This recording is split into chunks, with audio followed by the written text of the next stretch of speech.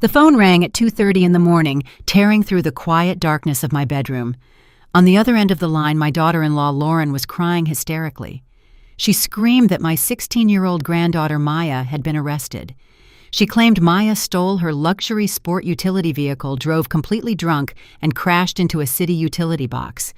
When I rushed to the police station, absolutely everyone believed Lauren. The officers were bringing her water and offering their deepest sympathies. Meanwhile, my precious granddaughter sat in the corner shivering in cold steel handcuffs, completely ignored by the police and her own father. They thought the case was closed. But when I finally spoke, the entire busy precinct went completely dead silent. The truth came spilling out, and absolute terror filled my daughter-in-law face. I am Gloria, 65 years old, and a retired school district superintendent. I have spent my entire professional life protecting children and navigating a system that frequently refuses to listen to them. Before I continue this story about the night I had to save my own bloodline from a malicious setup, let me know exactly where you are watching from in the comments below.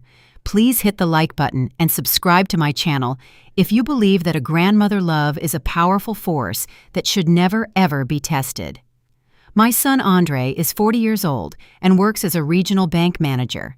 He used to be a very strong, principled man until he married his second wife, Lauren. Lauren is 35, a white woman who runs a local children's charity. To the outside world, she looks like a flawless philanthropist dedicated to giving back to the community. But behind closed doors, she is deeply entitled, manipulative, and completely obsessed with maintaining her lavish social image. From the very beginning, she intensely resented my granddaughter, Maya. Maya is a brilliant straight-A student, a beautiful young black girl who carries the resilient spirit of our ancestors. Lauren hated sharing Andre attention and wealth. She constantly tried to paint Maya as a troubled, aggressive teenager, looking for any excuse to send her away to boarding school. Andre completely enabled Lauren behavior, choosing to keep the peace with his new wife rather than actively protect his own child. I watched this toxic dynamic fester for 2 years, keeping a very close eye on my granddaughter. But I never imagined Lauren would go as far as framing a child for a felony just to save her own skin. When the phone rang at 2:30 that morning, the sheer panic in Lauren's voice sounded incredibly real. She sobbed so loudly into the receiver, I could barely understand her frantic words. She said Maya had sneaked out of the house, stolen her car keys, and totaled her brand-new imported vehicle. I did not waste time asking useless questions. I threw on my clothes, grabbed my purse, and drove straight to the downtown police precinct, breaking several speed limits along the way. My heart hammered aggressively against my ribs. I knew my granddaughter perfectly well. Maya did not even have her learner's permit yet, let alone the desire to steal a massive car and drink alcohol. I knew exactly what the criminal justice system does to young black teenagers who are accused of crimes. I was not going to let them destroy her bright future. I pushed through the heavy glass doors of the police station, and the horrific scene before me made my blood run completely cold. The glaring fluorescent lights illuminated a picture of absolute gross injustice. Lauren was sitting on a comfortable padded chair near the front desk.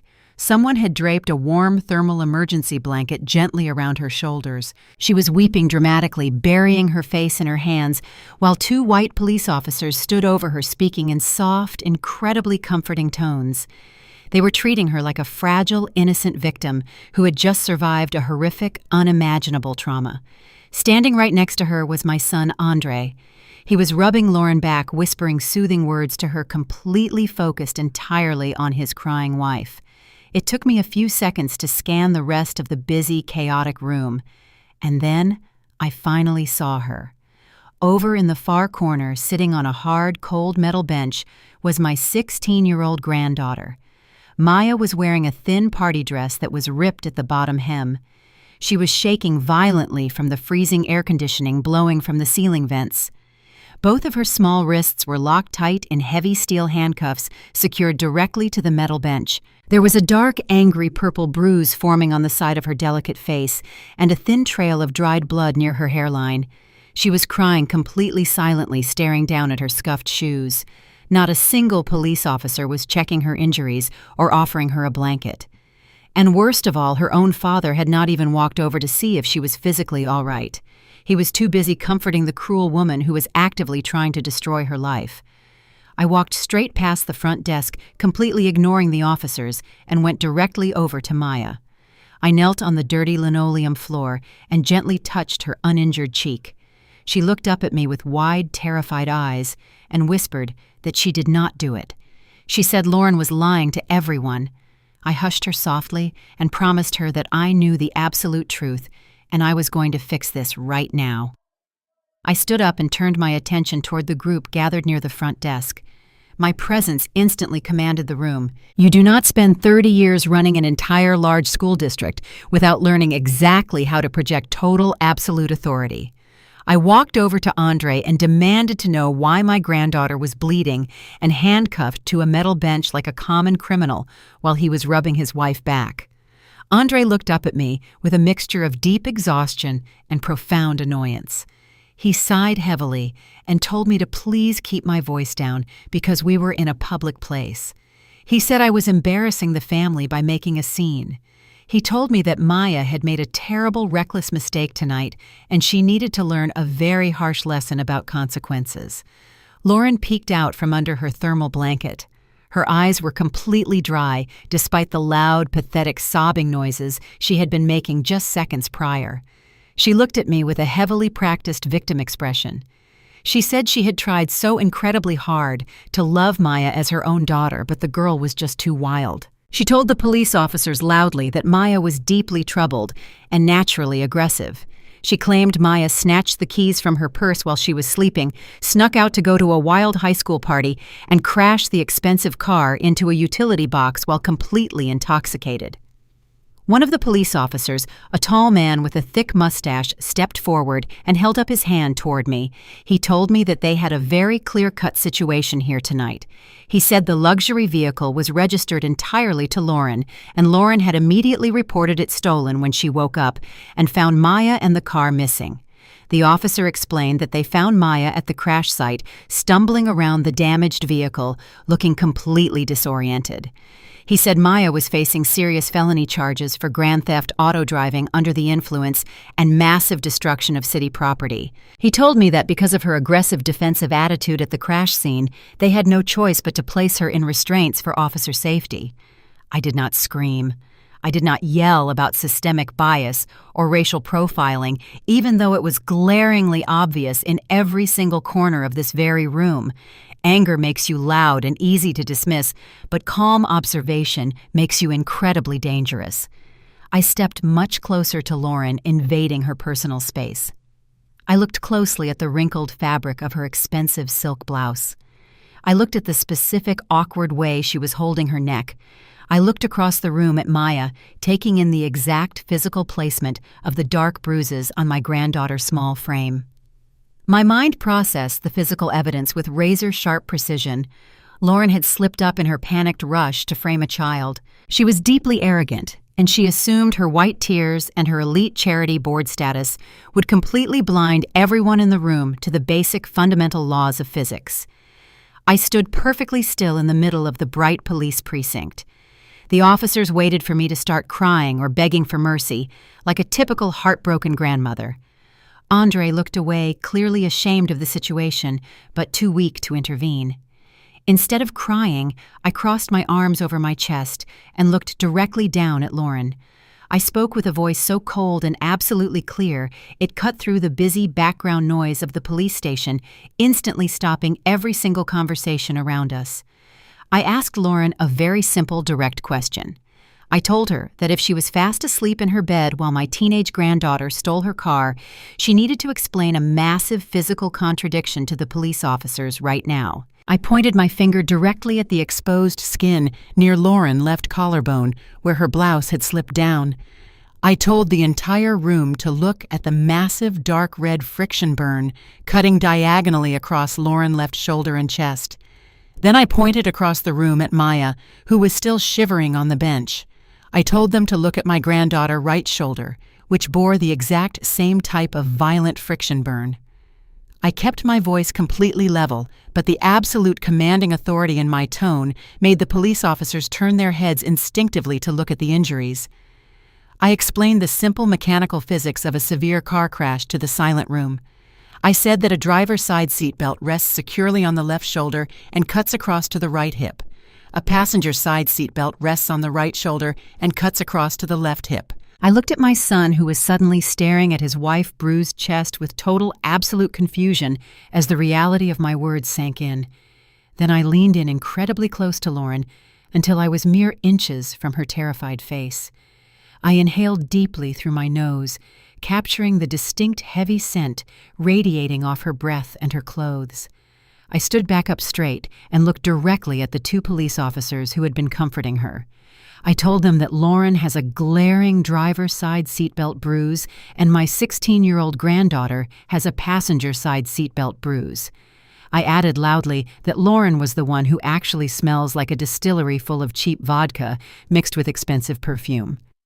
I looked Lauren dead in the eye and delivered the final absolute truth that would completely shatter her malicious illusion. "You were driving," I said. The entire police precinct went completely dead silent. The warm, sympathetic expressions on the police officers' faces vanished instantly, replaced by sharp, cold, professional suspicion. Lauren's face completely lost all of its color, turning a sickly shade of pale gray. She sat frozen in her comfortable chair, staring up at me, realizing that her perfect malicious lie had just been entirely dismantled in less than 2 minutes by a grandmother who absolutely refused to be fooled. The silence in the precinct was heavy and suffocating. Everyone was completely frozen. The two police officers comforting Lauren turned their heads to look at her exposed collarbone. They looked at the dark red friction burn cutting diagonally across her left shoulder.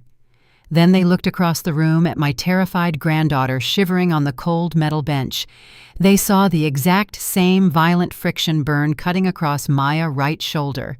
The basic laws of physics were undeniable. Lauren stopped her fake sobbing instantly. Her mouth fell open, but no sound came out. She reached up with shaking hands, pulling the fabric of her silk blouse over her bruised collarbone. She tried to hide the physical evidence, but it was already way too late. I had exposed her malicious lie to the entire police station. I did not give anyone a second to recover from the shock. I stepped closer to the tall police officer. I told him I wanted a formal breathalyzer test administered to Lauren right this second. I kept my voice firm and void of emotional hysteria. I told the officer that the woman sitting in the comfortable chair smelled like a walking distillery and had just driven a luxury vehicle into a utility box. I turned my attention to the front desk where a desk sergeant was watching the scene unfold. I demanded that a forensic medical examiner be called to the precinct immediately to document my granddaughter's physical injuries. I told them Maya was a minor involved in a severe collision, sitting in police custody bleeding without any medical attention whatsoever. The desk sergeant stood up, looking deeply annoyed by my sudden authority.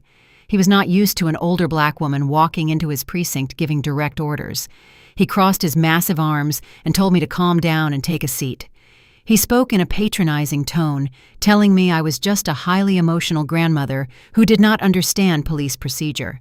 He said the police had already taken Lauren's official statement and they were not going to subject a traumatized victim to a breathalyzer test because I was upset. He told me to step back away from the officers, or he would have me physically removed from the precinct for interfering with an active criminal investigation. He thought he could intimidate me into silence. He was severely mistaken about who he was talking to tonight. I reached into my leather purse and slowly pulled out my official identification wallet. I flipped the leather wallet open and placed it directly onto the high wooden counter of the front desk, right in front of the arrogant sergeant. I told him to look closely at the credentials. I stated my full name, Gloria Reynolds. I told him I was the former superintendent of the entire city school district. I explained that I had spent the last 30 years working directly with city officials, child protective services, and the juvenile justice system. I looked him dead in the eye and told him I knew the exact legal protocols for processing a minor involved in a suspected driving under the influence collision. I did not stop there. I leaned over the wooden counter and told the desk sergeant that I also personally knew the chief of police very well. I said the chief and I sat on the exact same community oversight board for over a decade. I told the sergeant that if he refused to administer a breathalyzer test to the visibly intoxicated woman sitting in his lobby and refused to provide immediate medical attention to a bleeding minor, I would personally call the chief of police on his private cell phone right now. I promised him I would have the chief come down to this precinct and explain exactly why his officers were protecting a drunk driver while leaving a severely injured child handcuffed to a metal bench. The desk sergeant looked down at my official credentials, and all the color drained out of his face. His arrogant posture vanished completely in an instant. He suddenly realized he was absolutely not dealing with a confused or hysterical grandmother. He was dealing with a highly educated, deeply connected community leader who knew exactly how to dismantle his career. He cleared his throat nervously and avoided my sharp gaze. He picked up his desk phone and quietly muttered an order to the back room requesting a medical officer for the holding area. Then he looked over at the tall officer and gave him a short, tight nod. The tall officer turned back toward Lauren and asked her to please stand up so they could conduct a standard field sobriety and breathalyzer test just to formally clear the record. Pure panic erupted in Lauren's eyes. She knew she was trapped. If she blew into that machine, she would be immediately arrested for driving under the influence and filing a false police report. Lauren scrambled backward in her padded chair, pulling the thermal blanket tightly around her body like a pathetic shield. She started crying loudly, but this time the tears were absolutely real. She looked at the police officers and frantically claimed that I was completely crazy. She yelled that I was just a bitter, jealous mother-in-law who had always hated her. Lauren pointed a shaking, manicured finger at me and screamed that I was trying to frame her to protect my delinquent granddaughter. She said her chest was just bruised from sitting in the passenger seat trying to stop Maya from driving recklessly. It was an incredibly pathetic, sloppy lie that completely contradicted her earlier story about being fast asleep in her bed. The officers immediately noticed the glaring inconsistency. They stepped closer, holding the plastic breathalyzer device out. The tall officer told her firmly that if she had nothing to hide, she needed to take the test right now. That was when my son Andre finally stepped in, but he did not step in to protect his bleeding 16-year-old daughter. He stepped in to protect the cruel woman who had maliciously put her there. Andre placed himself directly between Lauren and the approaching police officers, holding his hands up defensively.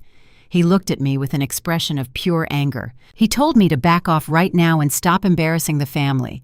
He told me I was completely out of line, creating a massive unnecessary scandal, because I refused to accept that Maya was a troubled teenager. I looked at my son and felt a deep physical ache in my heart. I was watching a 40-year-old man completely abandon his own flesh and blood to protect a manipulative liar. I asked Andre how he could stand there and defend a woman who smelled like a cheap bar. I asked him if his country club reputation was more important than his daughter's safety. Andre refused to look at my face, keeping his eyes focused on the floor. The tall officer ignored Andre and told Lauren to submit to the breathalyzer test immediately. Lauren let out a hysterical wail, grabbing onto Andre's arm, hiding behind his back. She cried that she was feeling dizzy from the accident. Andre saw the terror in his wife's eyes and panicked. He pushed the breathalyzer device away. He told the officers loudly that they were not going to harass his wife anymore tonight. He stated that Lauren was suffering from medical shock and a possible concussion. He told the officers he was refusing the test, claiming he was taking her to a private hospital for urgent evaluation.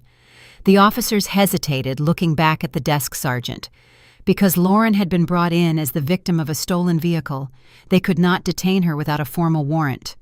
Andre wrapped his arm around Lauren, waist rushing her toward the heavy glass front doors.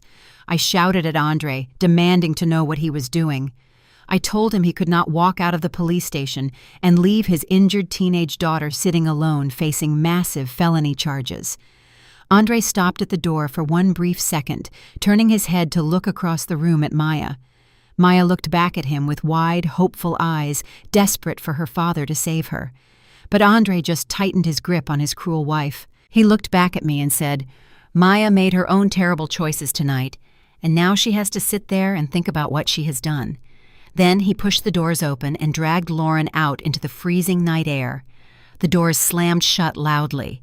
I stood there frozen in pure disbelief. My son had just smuggled a drunk driver out of police custody. Far worse, he had abandoned his daughter in a jail cell to take the full blame for a crime she did not commit. I turned around and looked at Maya, crying silently on the cold metal bench. I took a deep, slow breath, pushing down my heartbreak and letting pure, absolute steel take its place. They thought they had successfully escaped, but they had absolutely no idea that this war was only just beginning. The heavy glass doors of the police station slammed shut, leaving me standing completely alone in the bright, glaring lobby. I looked back at the cold metal bench where my 16-year-old granddaughter Maya was still sitting shivering in her thin, ripped party dress. Her father had just walked out of the building with the drunk woman who caused all of this destruction. I pulled my cell phone from my leather purse and dialed Andre's number. He answered on the second ring. The background noise sounded like the interior of a moving vehicle. I demanded to know if he was coming back to pay his daughter bail or if he was completely abandoning her to the criminal justice system tonight. Andre let out a long, exasperated sigh, telling me he was taking Lauren to a private clinic. He said he was deliberately leaving Maya in jail overnight. He actually used the words tough love. He claimed that a night behind bars would teach Maya a valuable lesson about respect and consequence. I felt a surge of pure, absolute disgust. I told him he was a coward and a fool. I hung up the phone before he could utter another pathetic excuse. I walked directly back to the front desk. The arrogant desk sergeant from earlier refused to make eye contact with me now. He knew exactly who I was, and he knew I was not playing any games. I told him I was posting full bail for Maya right this minute. I pulled out my credit card and slapped it down on the wooden counter. The entire process took an agonizing 45 minutes. Every passing minute felt like a physical weight pressing down on my chest because I knew Maya was still sitting in those cold steel handcuffs. Finally, the heavy secure door behind the desk buzzed loudly, and a female officer led Maya out into the lobby. The handcuffs were gone, but her small wrists were covered in dark red raw marks. She looked absolutely terrified. I did not scold her. I did not ask her any questions. I simply wrapped my arms around her trembling shoulders, pulled her close to my chest, and told her she was safe now. We walked out into the freezing night air together. The drive to my house was incredibly quiet. I kept the car heater turned up high. Maya could not stop shivering, staring blankly out the passenger side window. When we finally pulled into my driveway, the sky was just beginning to turn a very faint shade of early morning gray. I led her inside my warm house and locked the heavy front door, securing us inside my sanctuary. I took her straight to the kitchen. The kitchen has always been the heart of my home, a place of absolute safety and truth. I pulled out one of the wooden chairs at the large dining table and told her to sit down. I went to the bathroom and gathered my first aid kit, warm water, and clean washcloths. When I returned to the kitchen, Maya had her face buried in her hands. The tough exterior she tried to project at the police station was completely gone. She was just a frightened child. I pulled up a chair right next to her and gently moved her hands away from her face. I dipped a soft washcloth into the warm water and began to carefully clean the dried blood from the cut near her hairline. The warm water seemed to break the invisible dam holding her back. Maya let out a loud, agonizing sob and completely broke down. The tears poured down her cheeks, and she grabbed onto my hand, holding it incredibly tight. She looked into my eyes and told me absolutely everything. She said Lauren had forced her to get into the luxury vehicle after a very late event at the local country club. Lauren was heavily intoxicated, completely furious, and screaming about Andre not paying enough attention to her needs all night long. Maya said Lauren was driving incredibly fast down the dark, wet streets, swerving violently across the double yellow lines. Maya begged her to slow down, but Lauren just yelled at her, calling her an ungrateful brat. Then, Lauren took a sharp turn entirely too fast and lost complete control of the vehicle. The heavy car jumped the curb and smashed head-on into the massive city utility box. The airbags deployed, instantly filling the cabin with thick white smoke and the terrible smell of burning chemicals.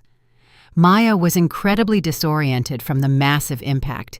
She said her ears were ringing and her vision was entirely blurred. Before she could even unbuckle her passenger seatbelt, Lauren was already moving.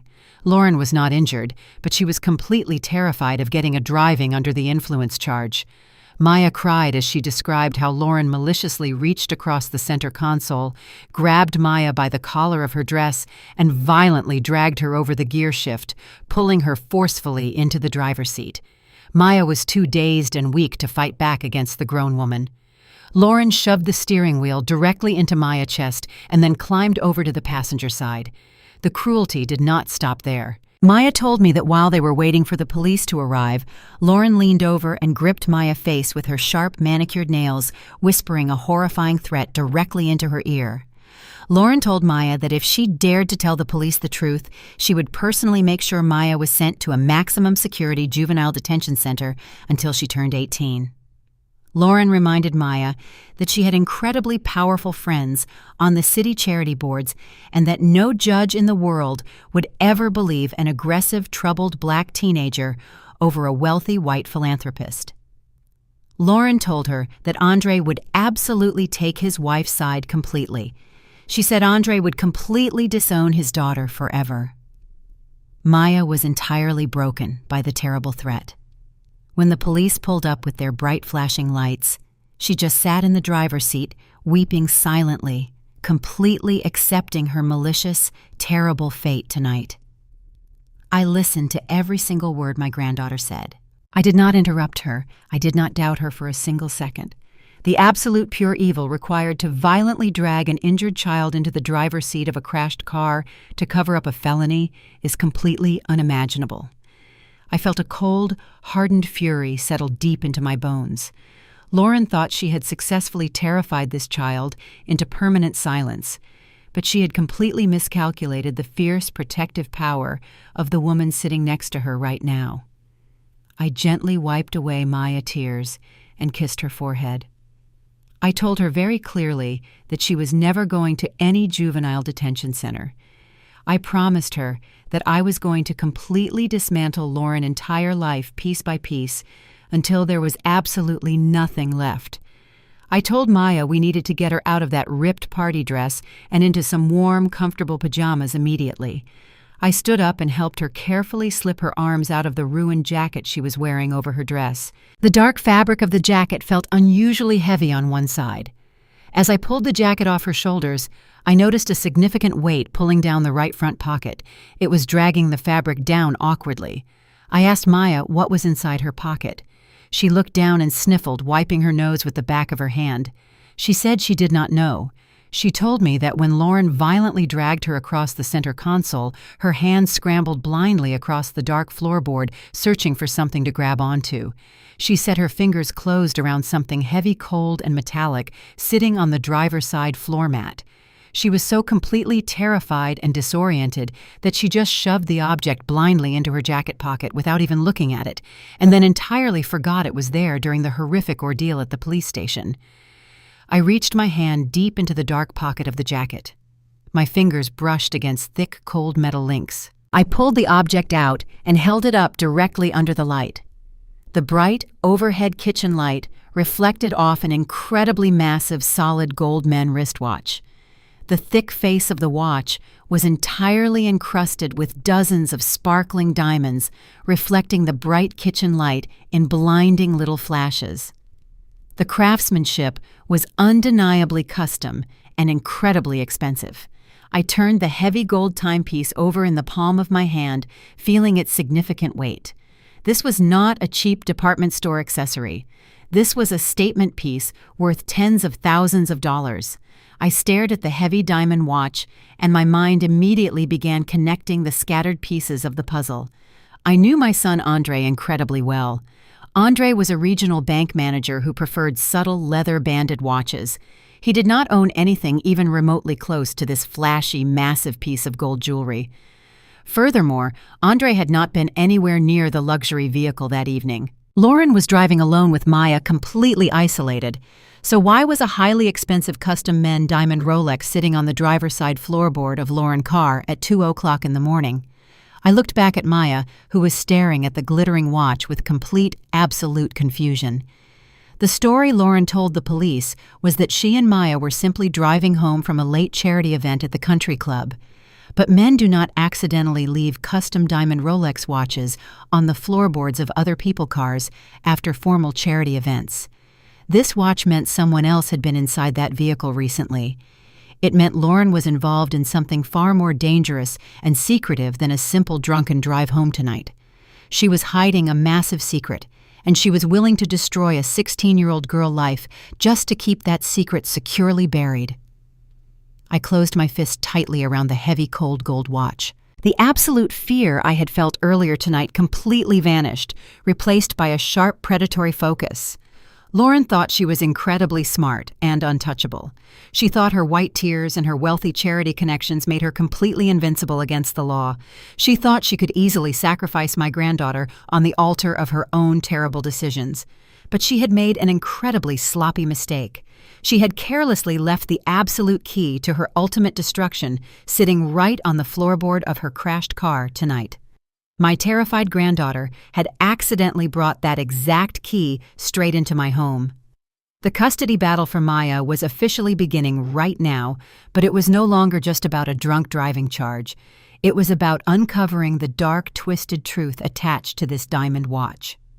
I looked at Maya and promised her again that everything was going to be completely all right. I slipped the heavy gold watch into my own pocket and prepared to go to war to protect my bloodline from the evil woman who thought she could steal my son and destroy my precious grandchild. The morning sun cast a pale light across the kitchen, but the warmth did absolutely nothing to chase away the deep chill settling in my bones. I had barely slept a single wink the entire night, sitting in the chair next to the guest bed, just watching my granddaughter Maya breathe. She looked incredibly small and fragile, wrapped in the heavy quilts with the dark purple bruise blooming across the side of her delicate face. I knew we could not waste a single moment today. I woke her up very gently and helped her dress in soft, comfortable clothes that would not rub against her painful injuries. We bypassed the busy public hospitals entirely because I knew exactly how those places operated. Instead, I drove us straight to the private clinic of Dr. Thomas, a highly respected physician I had known for over 20 years. He was a man of absolute integrity who had treated my late husband and understood the paramount importance of thorough, undeniable medical documentation. The private clinic was incredibly quiet and completely secure, offering a desperately needed sanctuary from the chaos of the previous night. Dr. Thomas greeted us with a warm, comforting smile, but his professional demeanor instantly sharpened the very moment he saw the dark friction burn cutting violently across my right shoulder. He led us into a private examination room, closing the heavy wooden door to ensure our complete privacy. I sat in the corner chair while he carefully examined the raw, angry marks left by the heavy steel police handcuffs on her small wrists. He measured the exact width and depth of the seatbelt burn across her chest, taking incredibly detailed, high-resolution photographs of every single injury. He asked Maya very gentle, precise questions about the exact moment of the physical impact and the specific way her body was violently thrown forward inside the crushed cabin of the luxury vehicle. Maya answered him in a quiet, shaking voice, completely terrified but incredibly brave.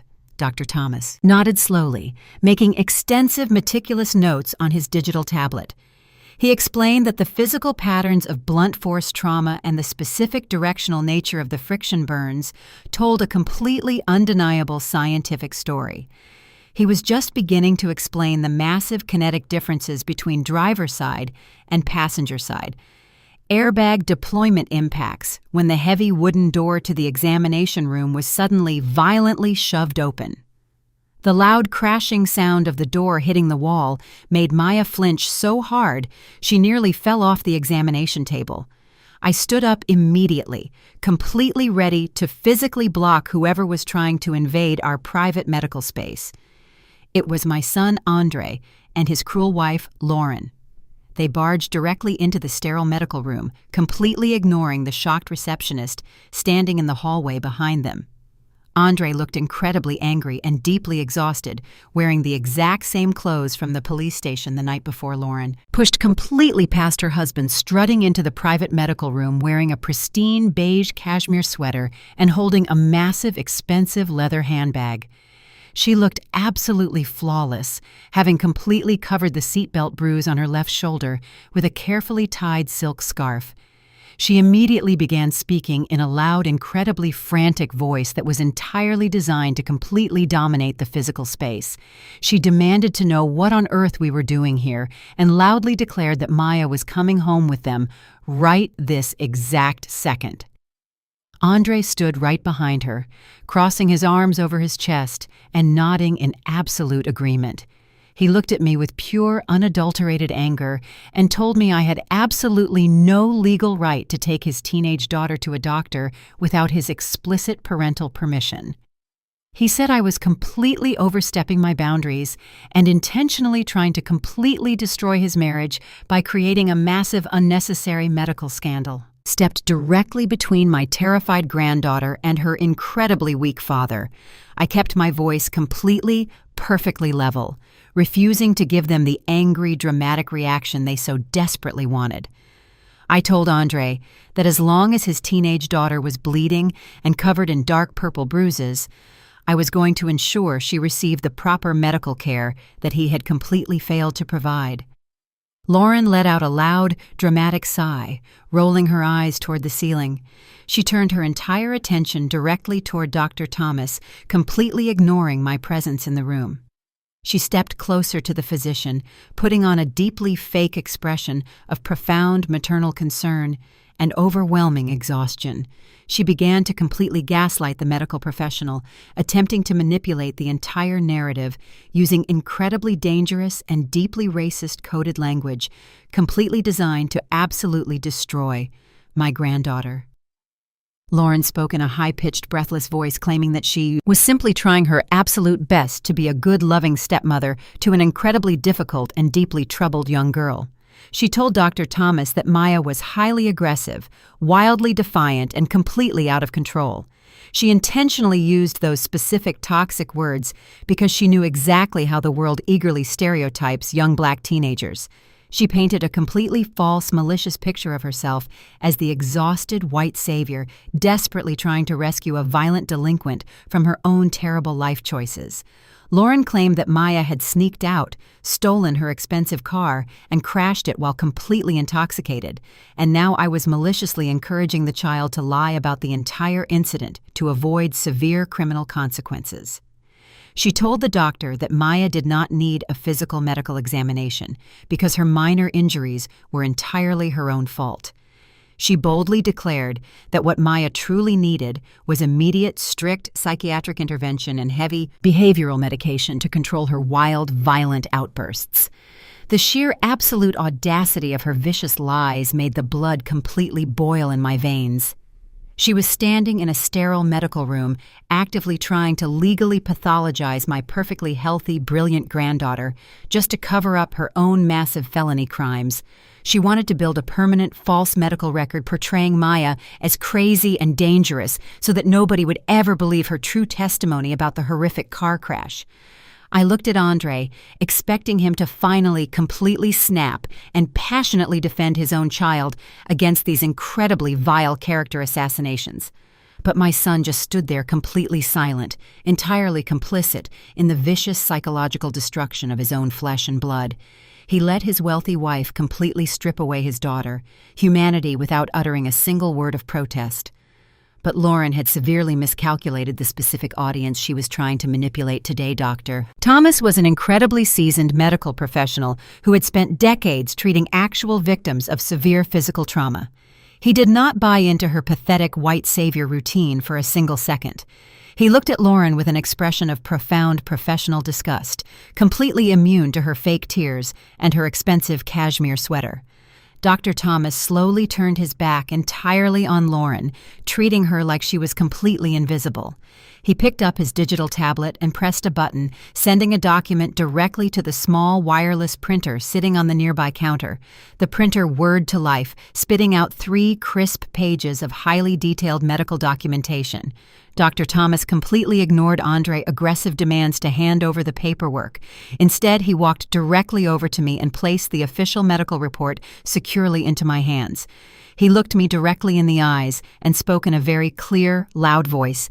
ensuring that absolutely everyone in the small room heard every single word he said.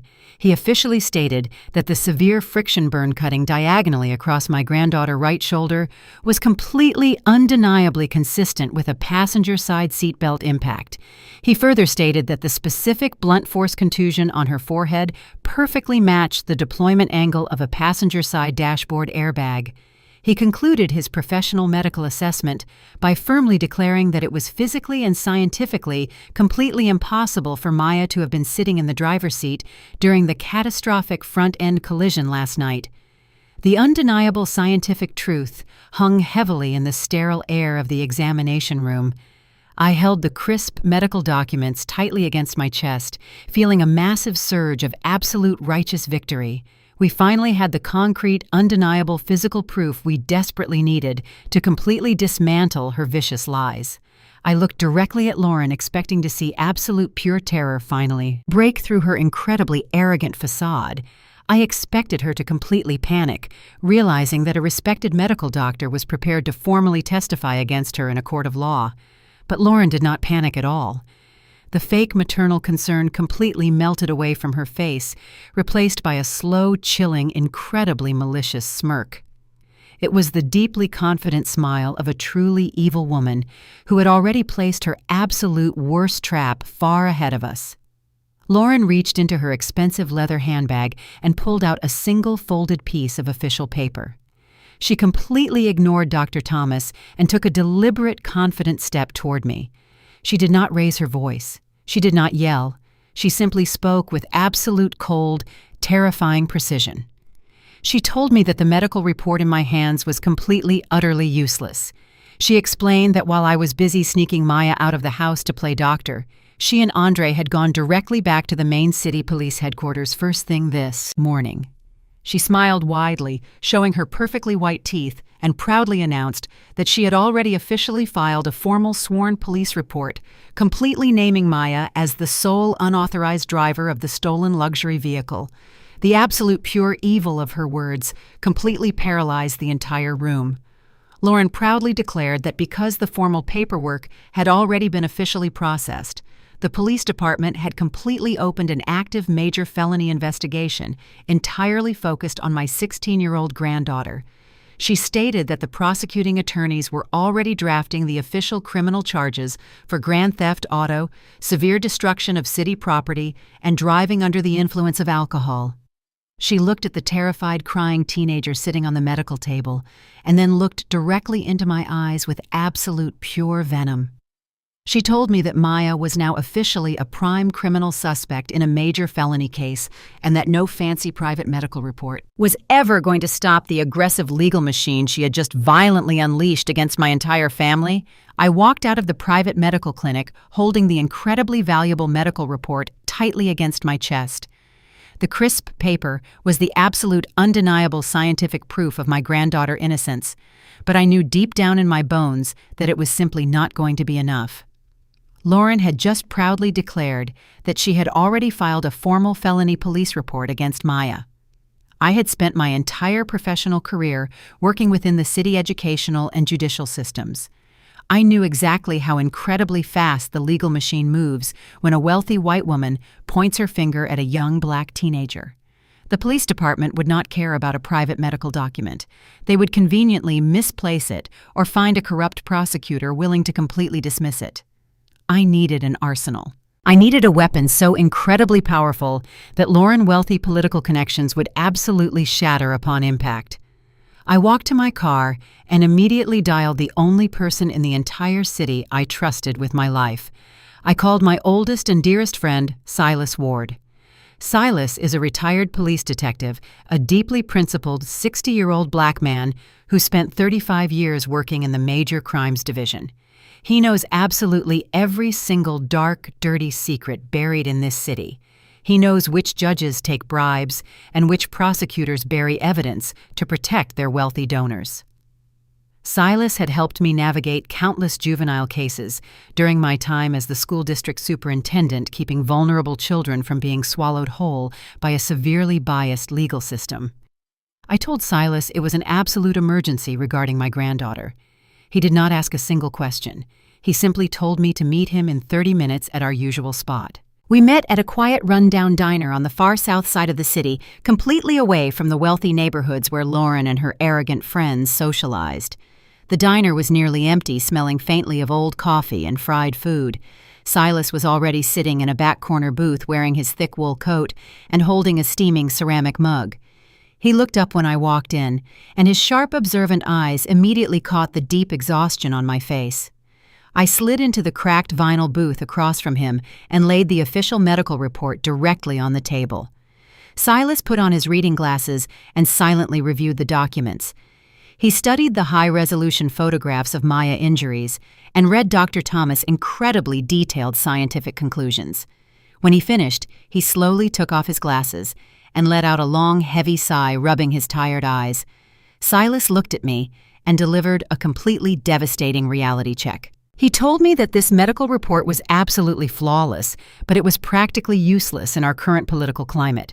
He explained that Lauren comes from a family with incredibly deep political ties extending into the district attorney office. Her supposedly philanthropic children charity was actually a massive networking hub for powerful city officials and corrupt judges. Silas warned me that if I simply handed this medical report over to the local precinct, the assigned prosecutor would bury it immediately. They would claim Dr. Thomas was a biased family friend. They would drag the case out for years, completely ruining my bright future and bleeding my retirement savings dry with exorbitant legal fees. Silas leaned forward, resting his elbows on the sticky table. He told me that to save my granddaughter, we could not just play defense. We had to completely destroy the stepmother. I reached my hand deep into my heavy leather purse. I told Silas that I completely agreed with his strategic assessment. I said I did not come here today just to show him a medical report. I came here to show him a massive critical mistake. I pulled my hand out of my purse and placed the heavy diamond-encrusted men Rolex watch directly onto the table right next to his coffee mug. The bright diner lights caught the hundreds of tiny diamonds, making the expensive timepiece sparkle violently against the cheap Formica table. Silas completely stopped breathing for a second. His professional detective instincts instantly completely took over. He reached into his coat pocket and pulled out a small jeweler loop, placing it over his right eye. He picked up the heavy gold watch, handling it with extreme caution. He turned the custom timepiece over under the bright light, examining the intricate back casing. Silas told me that this specific watch was not something you could just buy at a local jewelry store. This was an exclusive custom piece worth easily over $100,000. He found the tiny serial number engraved near the clasp and quickly typed it into a secure database on his cellular phone. We sat in total silence for 3 agonizing minutes while the secure server ran the search. When the results finally popped up on his screen, Silas let out a low, sharp whistle of absolute disbelief. He looked up at me, and his expression was incredibly grave. Silas revealed that the watch did not belong to Andre, and it certainly did not belong to any innocent bystander. The serial number was officially registered to a notorious local real estate developer named Marcus Thorne. I knew exactly who Marcus Thorne was. Every single person in the city knew his name. He was a ruthless billionaire developer who was currently under massive federal investigation for aggressively bribing city officials to secure highly lucrative commercial zoning permits. He was a deeply dangerous man with connections to organized crime. Silas asked me exactly where I found this incredibly valuable item. I told him Maya had found it sitting on the driver's side floorboard of Lauren's luxury vehicle immediately after the violent crash. The puzzle pieces began slamming together with terrifying speed. We both realized simultaneously that Lauren had not been spending her evening sipping champagne at a polite charity event. She was actively involved in something incredibly dangerous with a notoriously corrupt billionaire. But we needed absolute concrete proof of her exact whereabouts. Silas closed the database on his phone and immediately opened a different application. Because he was a highly respected retired detective, he still had backdoor access credentials to the entire city traffic camera network. He typed in the license plate number of Lauren luxury sport utility vehicle. He requested the automated tracking data for the exact hours leading up to the violent crash at 2:30 in the morning. the digital map on his phone screen illuminated with small red tracking dots. Silas zoomed in on the map, tracing the exact physical route Lauren's vehicle had taken the previous night. The digital evidence was completely undeniable. The red dots showed that Lauren's vehicle had absolutely never gone anywhere near the wealthy country club. The digital tracking data placed her luxury car on the complete opposite side of the city. At exactly 2:00 in the morning, Lauren was parked in a completely abandoned industrial warehouse district near the shipping docks. Silas looked at the screen and then looked directly into my eyes. His voice was completely chilling. He said the industrial district was completely deserted at that hour unless someone was conducting highly illegal, off-the-books business. He pointed at the map showing that Lauren had parked her vehicle in a dark alleyway for exactly 20 minutes before speeding away frantically toward the city utility box where the catastrophic crash occurred. Silas explained that Marcus Thorne owned several massive empty shipping warehouses in that exact industrial sector.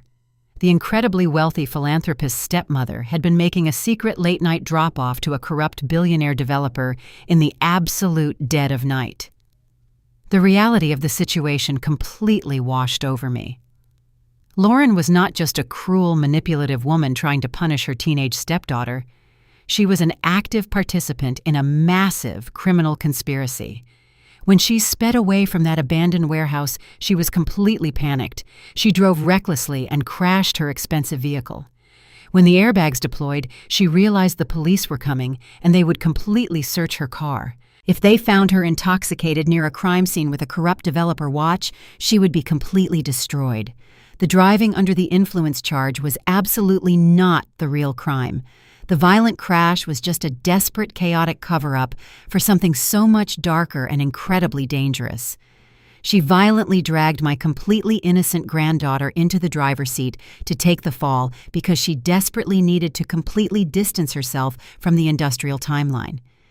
She needed the police to focus entirely on a supposedly drunk teenager, instead of investigating why a wealthy charity director was conducting illegal business in a dark alleyway. Silas locked his phone and placed the diamond watch into an evidence bag, completely ready to utterly obliterate her fake empire right down to the bare foundation tonight. The next morning, I woke up early feeling a renewed sense of absolute purpose. I knew Silas was already working his incredible contacts to secure the traffic camera footage, but I needed to hire the absolute best criminal defense attorney in the entire state of Georgia to legally protect my granddaughter. I sat at my kitchen table with my laptop and logged into my primary banking portal. I navigated directly to the college trust fund I had established for Maya the day she was born. My son Andre and I were listed as legal co-signers on the account, so I could easily transfer funds for her educational and legal needs. But when I clicked on the account summary, a bright red error message flashed across my screen. The account status read, "Completely frozen by primary account holder." I felt a sharp prick of annoyance. Andre had intentionally locked me out of the trust fund. He was actively monitoring my financial movements. He knew exactly what I was doing, and he was trying to completely cut off my access to our shared family resources. He thought he could financially suffocate me into total submission. He believed that if he starved my wallet, I would be completely forced to drop my investigation and hand Maya right back over to his incredibly cruel wife. Before I could even process the full audacity of his actions, my cell phone began to ring loudly on the kitchen counter. The caller identification displayed my son's name. I took a slow, deep breath, steadying my racing heart, and answered the call without saying a single word. Andre's voice came through the speaker, sounding incredibly arrogant and completely unsympathetic to our situation today. He did not ask how his daughter was doing. He did not ask about her severe bruises or her mental state after spending the night handcuffed to a metal bench. He simply cleared his throat and told me that he had officially frozen the trust fund to protect his family assets from my reckless behavior. He said he knew I was running around the city trying to build a malicious legal case against Lauren. He told me I was completely delusional and that my actions were severely damaging his professional reputation at the bank. I listened to his pathetic excuses, feeling absolutely nothing but pure disgust for the man he had become. I told him he was actively protecting a dangerous criminal who had deliberately framed his own child for a massive felony. Andre completely ignored my absolute truth. He raised his voice, adopting a harsh, demanding tone. He told me that if I did not immediately stop my ridiculous investigation and return Maya to his house by noon, he was going to enact a secondary financial penalty. He reminded me that he was the primary legal co-signer on my supplementary retirement health insurance policy. It was a completely unnecessary formality we had arranged years ago when my late husband passed away, just to simplify the estate paperwork. Andre threatened to completely sever his signature from the policy, officially canceling my premium medical coverage. He said I was getting older and my health was fragile.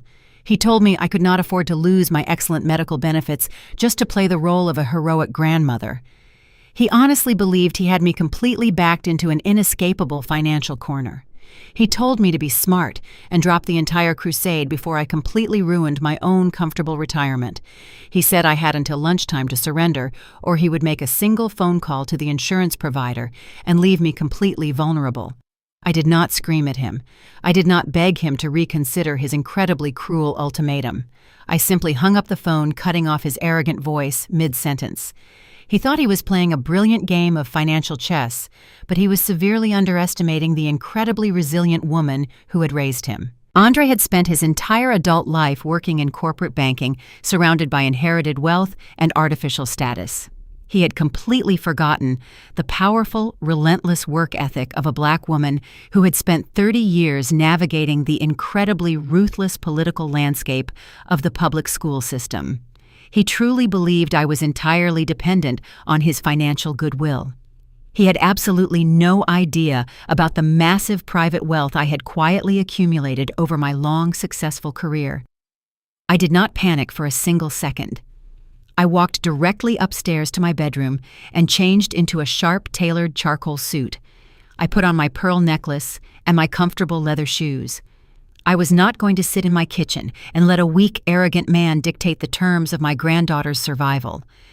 I grabbed my leather briefcase and drove my car straight to the wealthiest financial district in the center of the city. I bypassed Andre's regional bank completely and walked directly into the grand marble lobby of an incredibly exclusive private wealth management firm.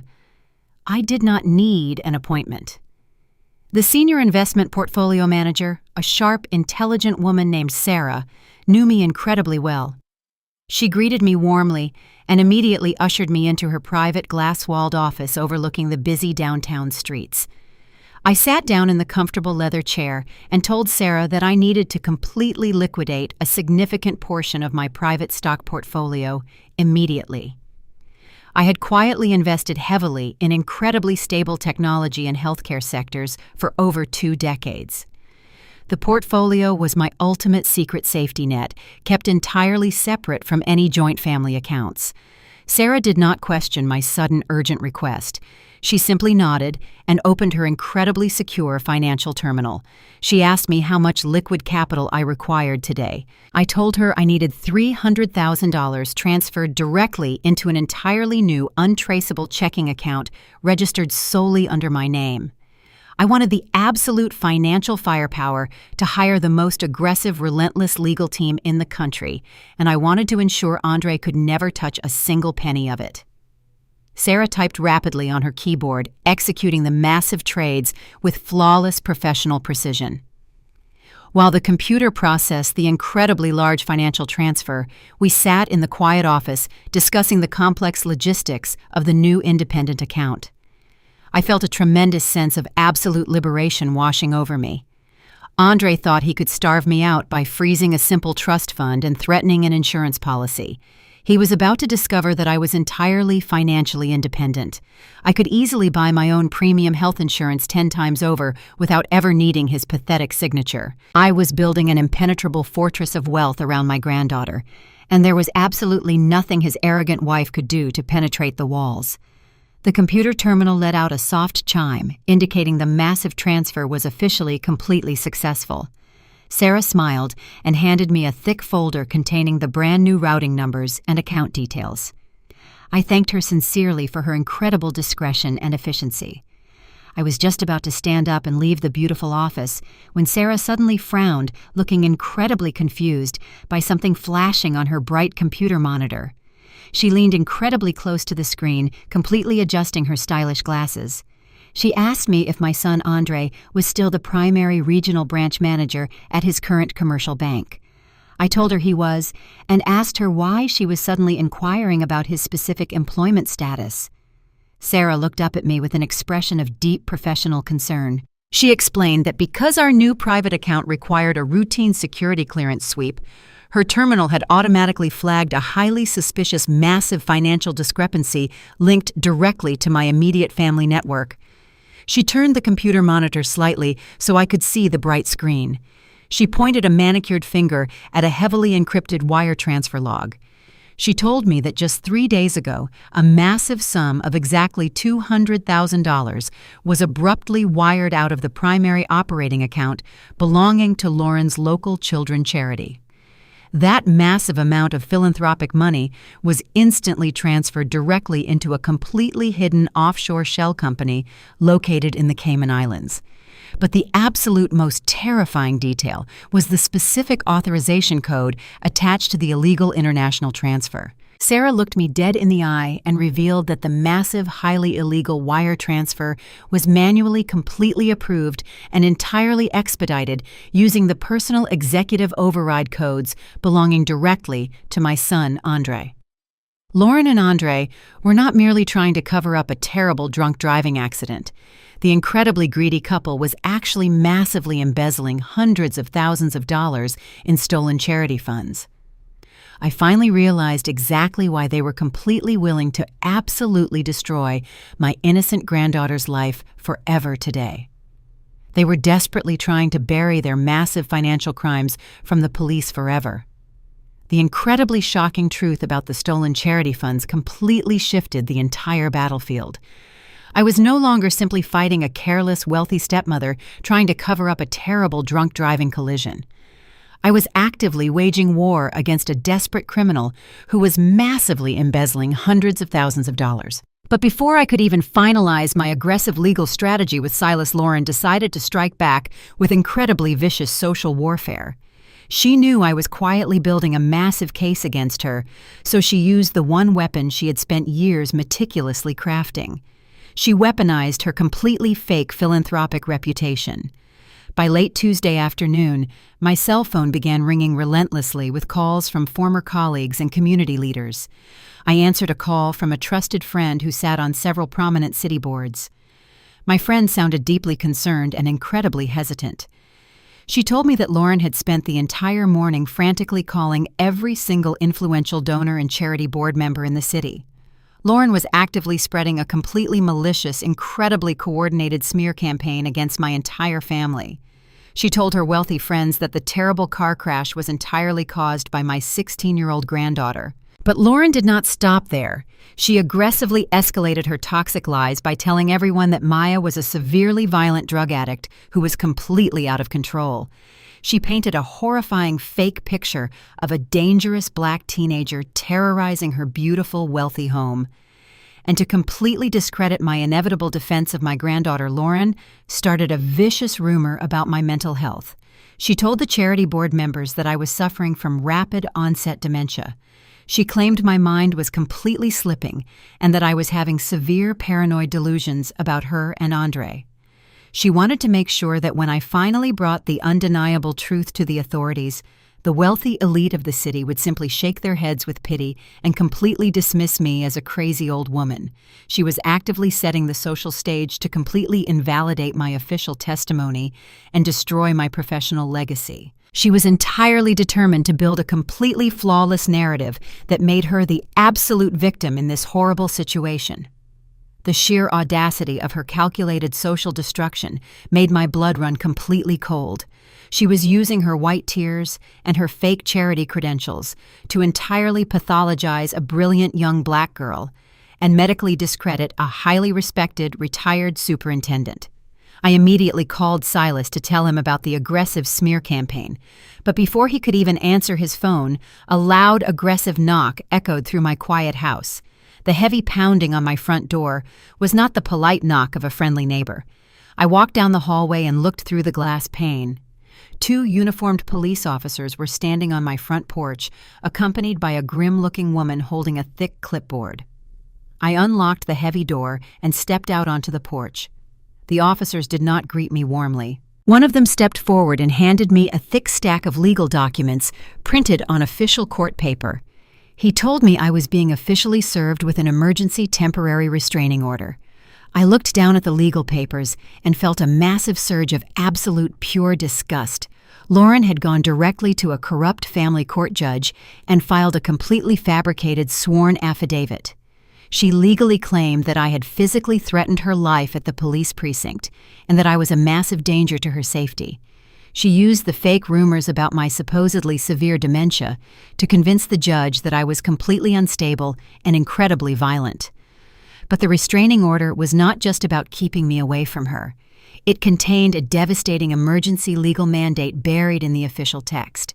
Because Andre was my biological father, and I was now legally classified as a violent threat, the judge had signed an immediate emergency custody reversion. The document legally mandated that my 16-year-old granddaughter had to be returned to Andre and Lauren immediately. The grim-looking woman with the clipboard stepped forward and introduced herself as a caseworker from Child Protective Services. She spoke in a cold, heavily bureaucratic tone, telling me she was here to physically escort the minor child back to her primary legal residence. I stood on my own front porch, holding the completely fraudulent legal documents while my heart pounded aggressively in my chest. I told the caseworker that she was making a massive, terrible mistake. I explained that returning my granddaughter to that house was putting her directly into the hands of a dangerous, abusive criminal. The caseworker completely ignored my desperate warnings. She looked at me with an expression of incredibly condescending pity, clearly influenced by the terrible rumors Lauren had just spread across the city. She told me that if I did not comply with the emergency judge order immediately, the police officers would arrest me for kidnapping and they would physically drag the child out of my home. Just as she finished her cold threat, a familiar luxury sedan pulled aggressively into my driveway. Andre stepped out of the driver's seat wearing a sharp business suit. He walked up the concrete path looking completely arrogant and entirely unbothered by the massive trauma he was causing his own daughter. He buttoned his expensive designer jacket and adjusted his silk tie completely, trying to look like a highly respectable father. He stood next to the police officers and looked at me with an expression of pure, cruel triumph. He honestly believed he had completely outsmarted me today. He told me to go inside and get Maya right now. He said the adult games were completely over and it was time for his daughter to come home and face the severe consequences of her terrible actions. I looked at my son and realized he was completely, entirely gone. There was absolutely nothing left of the good man I had raised. He was fully committed to destroying his own child just to protect a woman who was actively embezzling hundreds of thousands of dollars from innocent children. I knew that if I fought the police officers right now, I would be arrested and thrown in jail. If I was sitting in a jail cell, I could not protect Maya or completely expose their massive financial crimes. I had to make the incredibly agonizing strategic decision to comply with the completely corrupt legal order today so I could utterly destroy them tomorrow. I turned around slowly and walked back inside my quiet house, leaving the police officers and my arrogant son waiting on the porch. I walked directly upstairs to the guest bedroom, where Maya was sitting on the edge of the bed, looking completely terrified. She had heard the loud, aggressive voices downstairs, and she knew exactly what was happening right now. Her eyes were wide with absolute pure panic, and large tears were already rolling down her bruised cheeks. She grabbed my hands tightly and begged me not to let them take her back to that terrible house. She cried that Lauren was going to completely ruin her life and lock her away forever. She told me she was deeply afraid that they would hurt her again behind their massive closed locked doors. The physical pain in my chest was absolutely unbearable. It took every single ounce of my supreme willpower not to completely break down and cry with her. But a strong grandmother does not crumble when her bloodline needs an absolute warrior. I sat down on the bed next to her and wrapped my arms incredibly tightly around her shaking shoulders. I pulled her close to my chest and kissed her forehead. I spoke in a very quiet, incredibly firm voice. I told her that she was the bravest girl I had ever known, and that this terrible nightmare was going to be completely over very soon. I told her I had discovered exactly what her wicked stepmother was hiding, and that the absolute ultimate trap was already perfectly set. I looked deeply into her terrified eyes, ensuring she was completely listening to my incredibly vital instructions. I whispered very softly into her ear, telling her to be completely quiet and entirely obedient when she walked into that house today. I told her to let Lauren act like a complete monster, because monsters always make massive, arrogant mistakes. I reached into her pocket and touched her cellular phone. "Keep your phone on and record absolutely everything," I whispered fiercely. I walked her slowly down the stairs and out the front door. I stood completely still on the porch and watched the caseworker guide my weeping granddaughter toward the luxury sedan. I let them take her away, knowing with absolute certainty that the incredibly greedy stepmother would inevitably incriminate herself completely tonight. The heavy front door clicked shut, sealing my 16-year-old granddaughter inside a prison. Andre dropped Maya bag onto the floor, told her to behave, and retreated upstairs. He was a coward, wanting nothing to do with the reality of his terrible choices. The second Andre was out of sight, the sweet stepmother facade vanished from Lauren's face.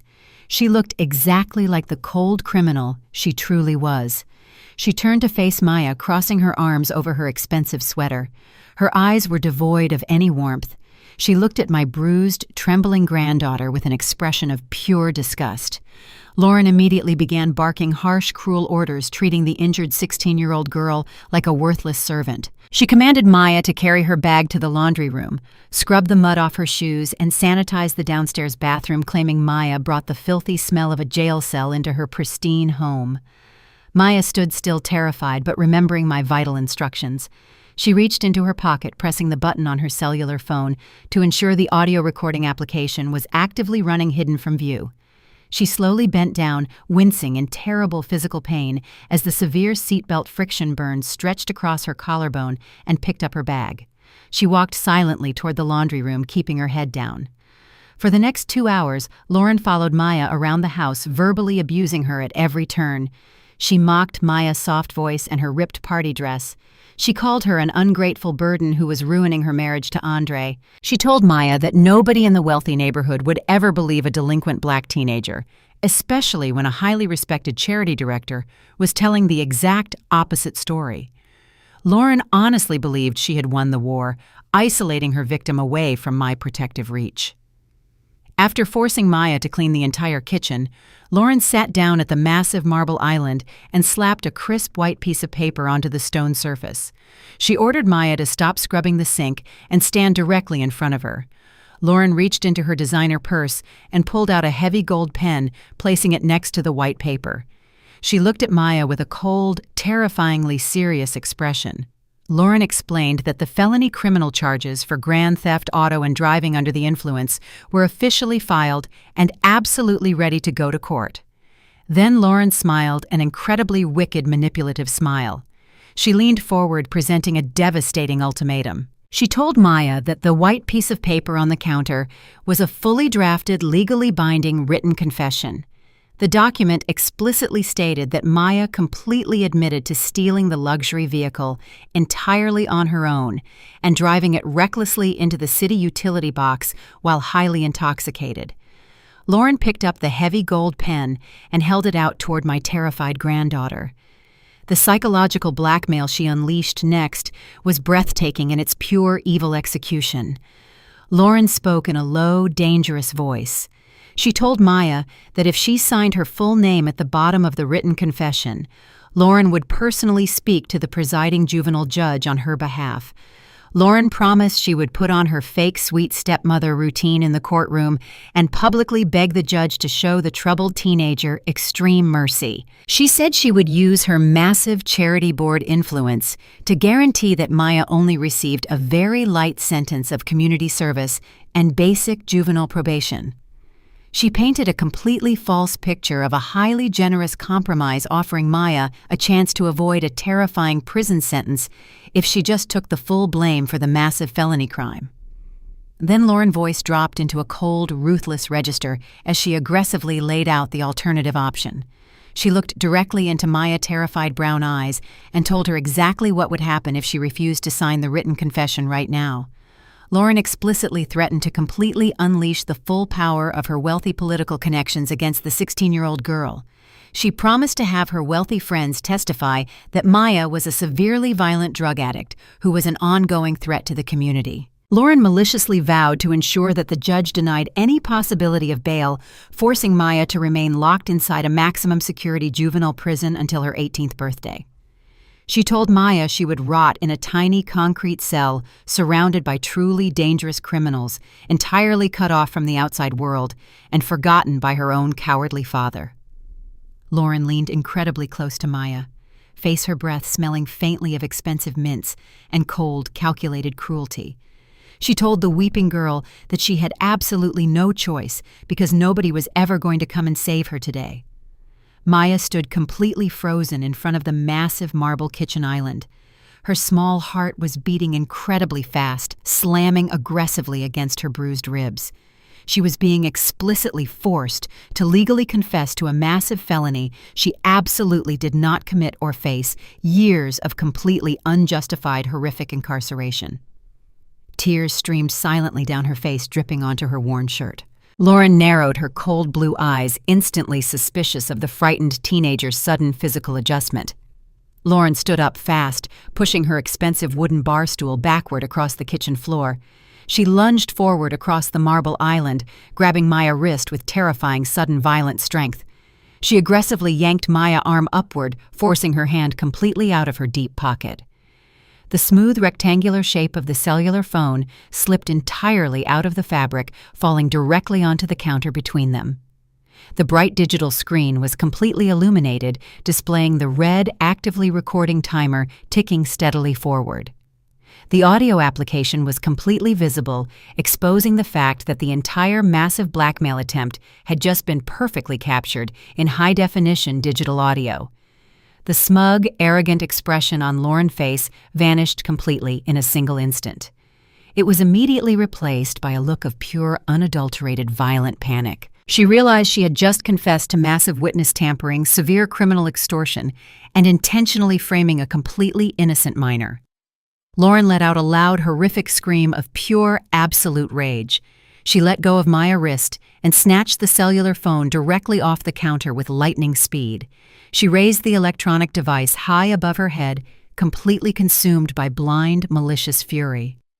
With absolutely all of her physical strength, Lauren slammed the cellular phone violently down onto the hard, incredibly expensive marble countertop. The sharp, explosive cracking sound echoed loudly through the entire massive house. The fragile glass screen shattered instantly into hundreds of tiny, sharp pieces, completely destroying the digital display. But Lauren did not stop there. She picked up the heavily damaged device and smashed it aggressively against the stone edge of the island, again and again, completely destroying the internal hardware until it was just a twisted, useless piece of broken plastic. Maya screamed loudly, backing away from the completely unhinged woman. She stumbled backward, clutching her bruised shoulder, completely terrified for her physical safety. Lauren was panting heavily, her face completely flushed with dark, ugly, violent anger.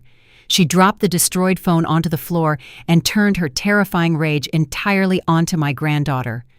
Lauren marched forcefully across the kitchen, grabbing Maya violently by the upper arm, digging her sharp, manicured fingernails deeply into the innocent girl's skin. She aggressively dragged the screaming teenager across the smooth hardwood floor, completely ignoring her loud, desperate pleas for mercy. Lauren dragged her directly toward the heavy wooden door that led down to the completely unfinished underground basement. She ripped the door open and violently shoved my 16-year-old granddaughter down the dark wooden stairs. Maya tumbled downward, hitting the hard steps and landing on the cold concrete floor below. Before Maya could even stand up, Lauren aggressively slammed the heavy basement door completely shut and forcefully turned the thick metal deadbolt, locking the terrified, bleeding teenager entirely in the pitch-black, cold darkness. I sat at my kitchen table staring at the blank screen of my cell phone. 2 hours had passed since the caseworker forced my 16-year-old granddaughter into my son's luxury sedan. I sent Maya 4 text messages asking if she was safe.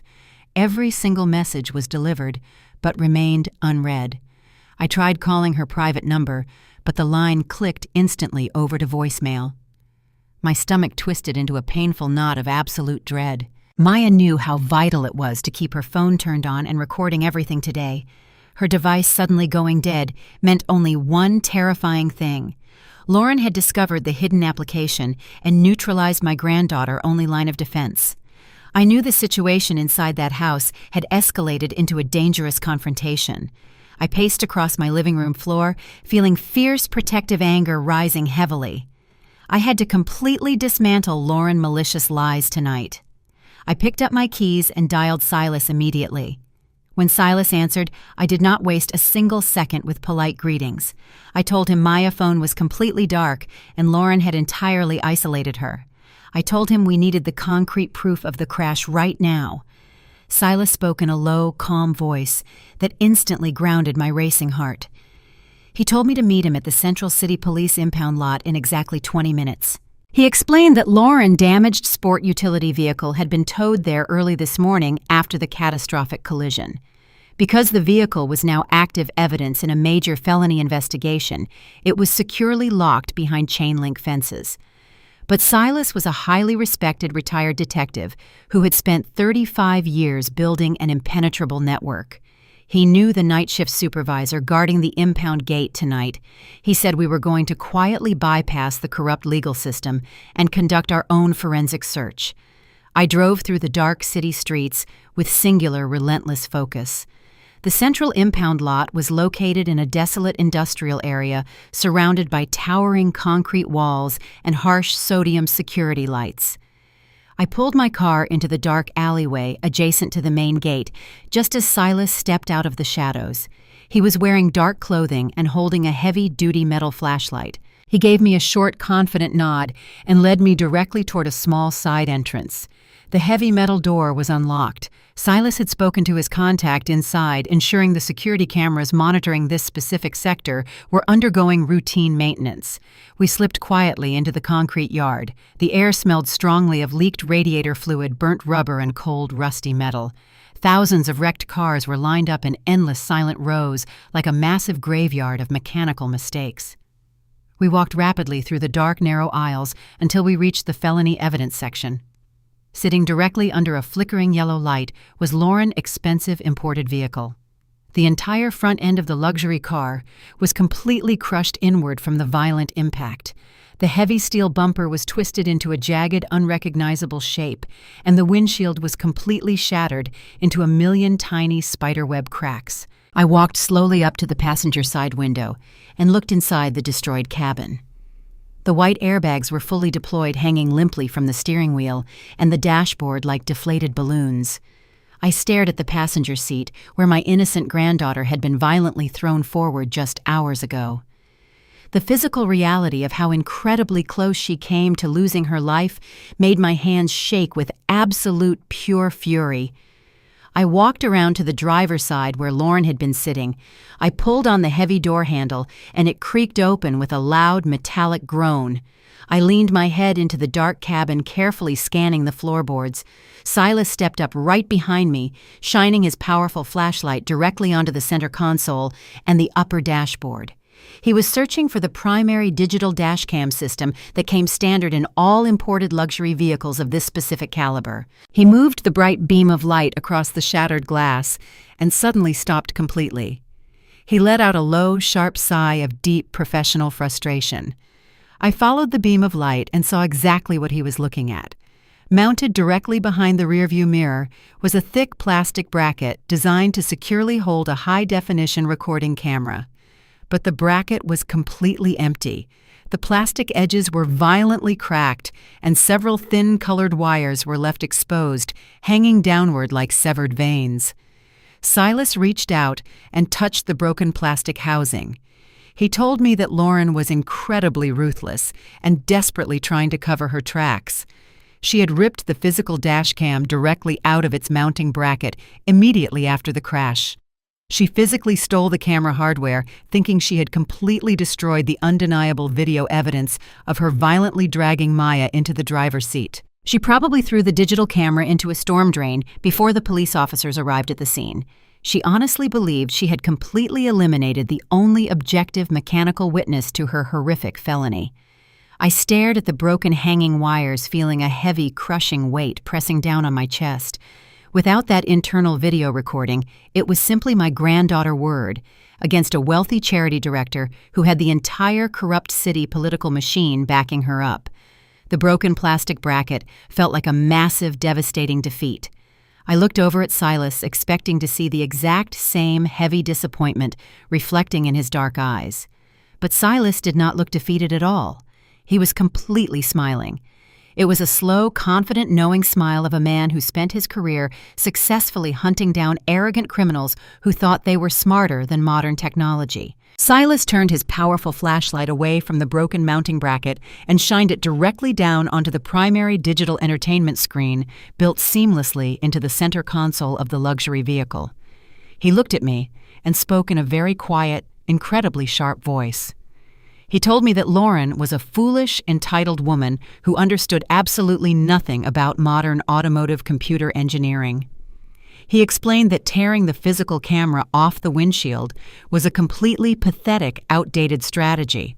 He pointed his finger directly at a small, completely hidden digital sensor embedded deep inside the plastic dashboard. Silas explained that these incredibly expensive imported luxury vehicles were completely wired with an advanced internal computer sync system designed explicitly for major liability and severe insurance purposes. He told me that the entire car was essentially a rolling supercomputer connected constantly to a secure cellular network. Silas leaned closer to the broken dashboard, completely illuminating the tiny hidden sensor. He revealed the absolute brilliant flaw in Lauren's malicious cover-up. He told me that the vehicle internal computer system is specifically programmed to recognize the exact microsecond a catastrophic collision becomes physically inevitable.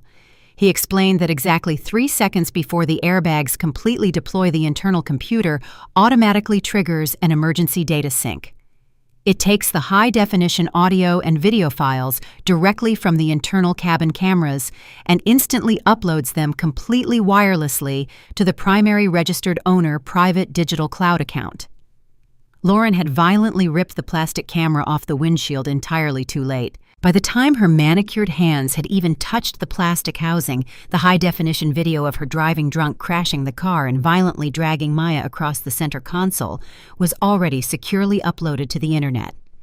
The undeniable concrete evidence of her massive felony crime was not destroyed at all.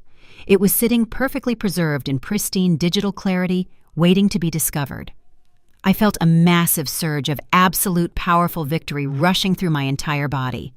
We finally had the ultimate weapon to completely destroy her fake philanthropic empire and save my innocent granddaughter from a horrific juvenile prison sentence. I looked at Silas and asked him how we were going to access this hidden cloud server. Silas turned off his heavy flashlight, casting us back into the dark shadows of the silent impound lot. He looked directly into my eyes, and his expression turned incredibly serious and deeply calculating. He told me that the automated computer upload was completely encrypted and entirely locked behind Lauren's personal digital security wall. He explained that we could not simply hack into the system without triggering a massive security alert that would warn her to completely delete the cloud files forever.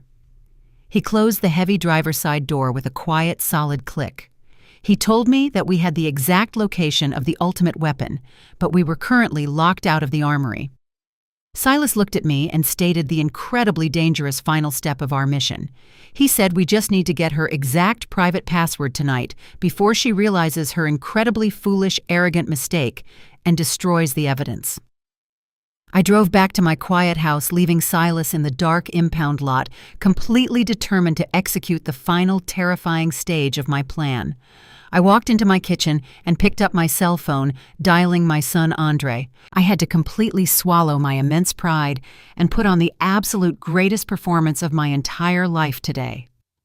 When he finally answered the phone, I made my voice sound incredibly weak and entirely defeated. I told him I was completely exhausted from the fighting. I said the restraining order and the threat to my health insurance broke me.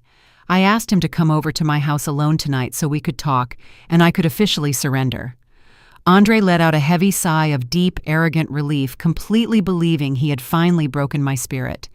He told me he would be there in exactly 20 minutes. I hung up the phone and sat at my large dining table. I did not cry a single tear. I pulled my digital tablet out of my briefcase and set it directly in front of me. I opened the browser and navigated directly to the main login page of the cloud. I just needed the exact password to Lauren's private digital account to completely destroy them both. Exactly 20 minutes later, the heavy front door opened loudly. Andre walked into my home looking incredibly exhausted, but entirely arrogant. He wore his expensive tailored suit, but his silk tie was pulled loose. He walked straight into the kitchen and stood directly across from me. He did not ask how I was feeling. He did not apologize for letting the caseworker drag his traumatized teenage daughter out of my safe house today. He simply looked at me with an expression of cold entitlement. He told me it was about time I finally came to my senses tonight. He said my ridiculous little investigation was causing massive unnecessary stress on his perfect marriage. He demanded that I completely drop every single accusation against his cruel wife immediately. He told me Lauren was a highly respected charity director, and I was completely destroying their wealthy social reputation. He ordered me to stop embarrassing the family and accept that Maya was just a troubled, aggressive delinquent who needed severe discipline. I looked at the boy I had lovingly raised and felt a massive wave of disgust. He was not a victim of a manipulative woman at all. He was an incredibly willing participant in her dark, twisted games. I kept my voice completely, perfectly level. I told Andre that I was entirely ready to surrender, but I needed him to explain a few incredibly strange details first. I reached into my deep pocket and pulled out the heavy diamond-encrusted men Rolex watch. I placed the massive gold timepiece directly onto the wooden table right between us. I watched the warm color completely drain out of my sun face, turning his skin a sickly pale gray. I told him Silas had formerly run the tiny serial number on the highly expensive watch. I explicitly stated that it officially belonged to Marcus Thorne, the corrupt billionaire real estate developer currently under massive federal investigation. I told Andre that his wealthy, philanthropic wife was actively making a secret late-night drop-off to a dangerous criminal in an abandoned industrial warehouse district right before she violently crashed her luxury vehicle. Andre stumbled backwards slightly, completely shocked that I possessed the highly valuable physical evidence directly connecting them to a notorious organized criminal element inside the dark, corrupted city. But I absolutely did not stop there. I completely unleashed the absolute devastating financial truth I had carefully uncovered at the private wealth management firm earlier today. I looked Andre dead in the eyes and completely shattered his arrogant facade. I told him about the massive discrepancy hidden deep inside the children charity financial records. I stated very clearly that $200,000 of philanthropic donation money had been abruptly wired into a completely untraceable offshore shell company located far away in the Cayman Islands. I watched his hands begin to shake violently as the absolute panic completely began. I delivered the absolute final devastating blow. I told him the highly illegal international wire transfer was completely approved and manually expedited using his own personal executive override codes at his regional commercial bank branch. The heavy silence in the quiet kitchen was completely deafening. I entirely expected him to break down and cry.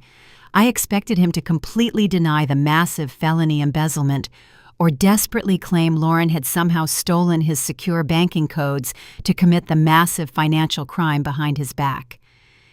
But my son Andre did absolutely none of those completely expected things that terrifying single moment. The incredibly terrifying dark truth completely revealed itself in his empty brown eyes. He was not a blind husband who had been completely fooled by a wicked stepmother. He was completely, entirely complicit in the massive criminal conspiracy from the very beginning. Andre placed his shaking hands flat on the smooth kitchen table and leaned aggressively forward. He completely dropped his fake respectable banking manager persona. He spoke in a harsh, desperate tone completely filled with pathetic, greedy justification. He confessed that he had made several incredibly terrible investments in the highly volatile commercial real estate market last entire year.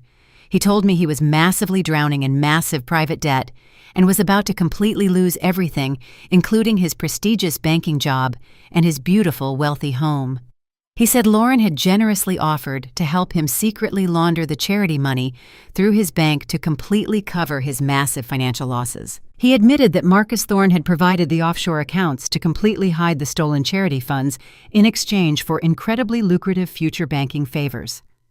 Andre completely admitted that he intentionally chose to actively protect his stolen wealth and his fake high society lifestyle over his innocent daughter. He chose money over the physical safety of his own 16-year-old daughter. He told me that Maya going to a maximum security juvenile prison was an incredibly unfortunate but completely necessary sacrifice to keep the massive federal authorities away from his highly illegal banking activities. The absolute pure evil of his confession completely stopped my beating heart.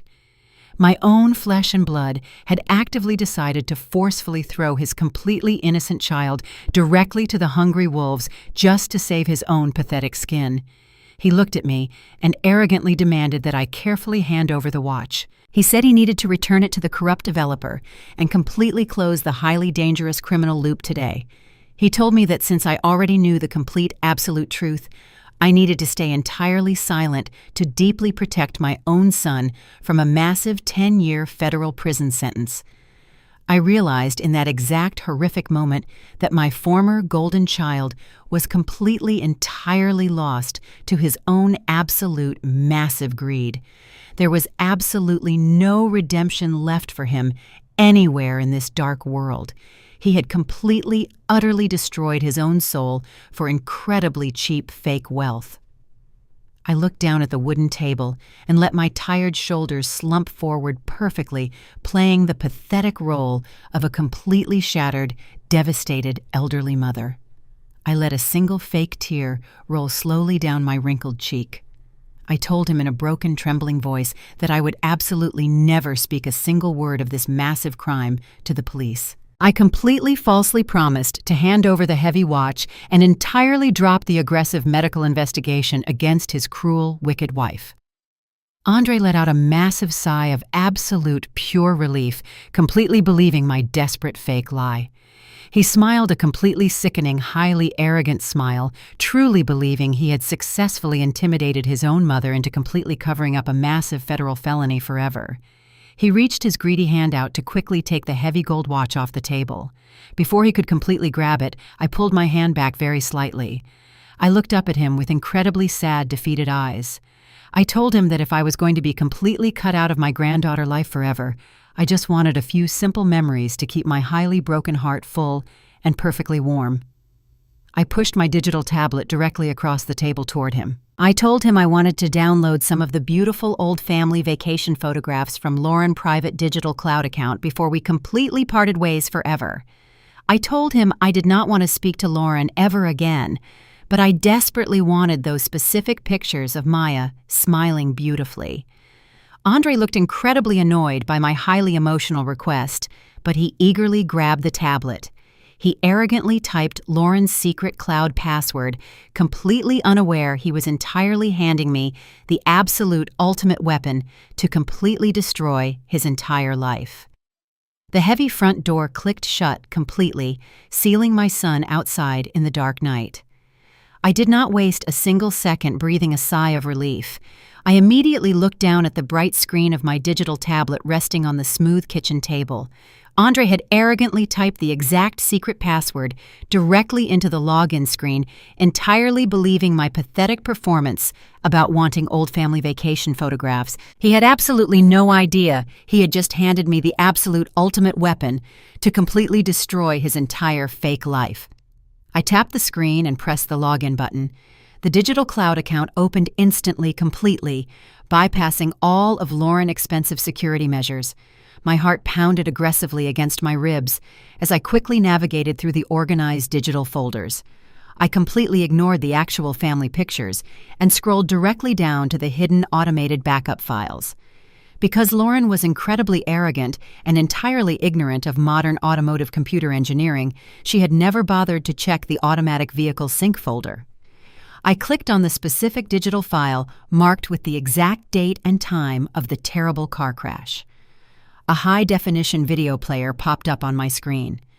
I pressed play and watched the absolute horrifying truth unfold in crystal-clear digital clarity. The hidden cabin camera showed Lauren driving incredibly fast, swerving violently across the dark, wet streets. I saw the exact terrifying moment the luxury vehicle smashed head-on into the city utility box. But the absolute most vital piece of evidence was what happened immediately after the violent physical impact. The video perfectly captured Lauren, maliciously reaching across the center console, grabbing my 16-year-old granddaughter by her ripped party dress, and aggressively dragging her bruised body forcefully into the driver's seat. It was the absolute, undeniable concrete proof of her massive felony crime. I quickly downloaded the high-definition video file directly onto my secure encrypted hard drive. But I did not stop there. I continued searching deep inside the cloud account, completely determined to uncover absolutely everything she was hiding. I found a locked folder labeled simply as Charity Operational Expenses. I used the exact same password, and the folder opened instantly. Inside, I found dozens of highly detailed financial spreadsheets. They were the exact embezzlement ledgers, completely detailing every single illegal offshore wire transfer and massive bribe paid directly to Marcus Thorne. I downloaded every single financial document, completely securing the absolute financial ruin of both my son and his wicked wife. I had the complete arsenal now, but a sudden, terrifying realization completely washed over me. The digital cloud server actively tracks every single login attempt. The very second Lauren checked her phone or opened her laptop, she would receive an automated security alert stating that her private files had just been accessed and completely downloaded from an unrecognized location. She would instantly realize that her massive felony crimes were entirely exposed. I knew exactly how an incredibly dangerous cornered animal reacts when their trap is suddenly sprung. She would take all of her violent, malicious panic entirely out on my innocent granddaughter. I had to completely extract Maya from that terrible house before Lauren ever saw the digital security alert. I grabbed my cell phone and called Silas immediately. I told him I had the crash video and the massive embezzlement ledgers completely secured. I told him Maya was in absolute extreme physical danger right this exact second. Silas did not hesitate for a single moment. He told me he was driving straight to the private residence of a highly respected emergency family court judge he had known for decades. He said the undeniable video evidence of severe child abuse was more than enough to instantly secure an aggressive emergency extraction order. I packed my digital tablet into my leather briefcase and ran out to my car. I drove through the dark city streets completely consumed by a fierce protective maternal rage. I met Silas right at the edge of the wealthy gated community. The sun was just beginning to rise, casting a pale, cold light over the massive, expensive houses. Silas stepped out of his car holding a crisp, white legal document bearing the fresh official signature and heavy ink seal of the emergency family court judge. We walked together directly up the long, manicured driveway of my son's luxurious estate. We did not knock politely. Silas raised his heavy fist and pounded aggressively on the massive wooden front door. The loud banging sound echoed violently through the quiet, wealthy neighborhood. We waited for exactly 1 minute before Silas pounded on the door again, even louder this time. Finally, the heavy deadbolt clicked and the massive door swung open. Lauren stood in the grand entryway wearing an incredibly expensive silk robe. Her blonde hair was perfectly styled, but her face twisted into an expression of pure, absolute malicious rage the very second she saw us standing on her pristine front porch. She completely blocked the doorway, placing her hands aggressively on her hips. She glared at me with cold, terrifying blue eyes and loudly demanded to know what on earth I was doing at her house so early in the morning. She completely dropped her sweet philanthropic stepmother routine and began screaming at the top of her lungs. She yelled that I was actively trespassing on her private wealthy property and completely harassing her family. She pointed her sharp, manicured finger directly at my face and viciously threatened to call the police to have me immediately arrested and thrown in jail. She screamed that I had absolutely no legal right to be there, and that Maya was entirely under her strict legal authority now. She tried to forcefully slam the heavy wooden door directly in my face, but Silas was incredibly fast and entirely prepared for her violent reaction. Silas stepped forcefully forward, placing his heavy boot directly into the doorway, completely preventing the thick wooden door from closing. Lauren gasped loudly, completely shocked by his aggressive physical intervention. She screamed that he was assaulting her, but Silas completely ignored her pathetic, fake, dramatic cries. He reached into his dark jacket and pulled out the crisp white emergency legal document. He did not speak a single polite word to her. He simply shoved the official family court judge order directly into her expensive silk chest, completely forcing her to take the heavy paper. Lauren stumbled backward, completely caught off guard by his immense physical authority. She looked down at the official court seal, and the color completely drained right out of her angry face. Silas used her momentary absolute shock to step completely past her, walking directly into the grand foyer of the massive, wealthy house. I followed right behind him, entirely ignoring Lauren's loud, hysterical screams. The massive house was completely silent, but a grandmother completely knows exactly where a terrified child is hiding. I pointed directly toward the heavy wooden door located at the far end of the long hallway. I knew Lauren had locked Maya in the completely unfinished underground basement to entirely isolate her from the outside world. Silas walked rapidly down the hallway, completely ignoring Lauren, frantic attempts to grab his arm and forcefully stop him. Lauren screamed that she would completely destroy us both for invading her home, but Silas reached the heavy basement door and tried the brass handle. It was completely locked from the outside using a heavy metal deadbolt. Silas did not ask Lauren for the shiny metal key. He did not waste a single valuable second negotiating with a dangerous criminal. He took one large step backward, raised his heavy boot, and kicked the thick wooden door with absolute devastating force. The heavy metal deadbolt completely shattered instantly, breaking the wooden door frame into hundreds of sharp, jagged splinters. The heavy door flew violently open, crashing loudly against the dark staircase wall. I immediately rushed past Silas and ran directly down the steep, dark wooden stairs. The basement was completely pitch black and freezing cold. I called out my granddaughter's name, my voice shaking with absolute pure desperation.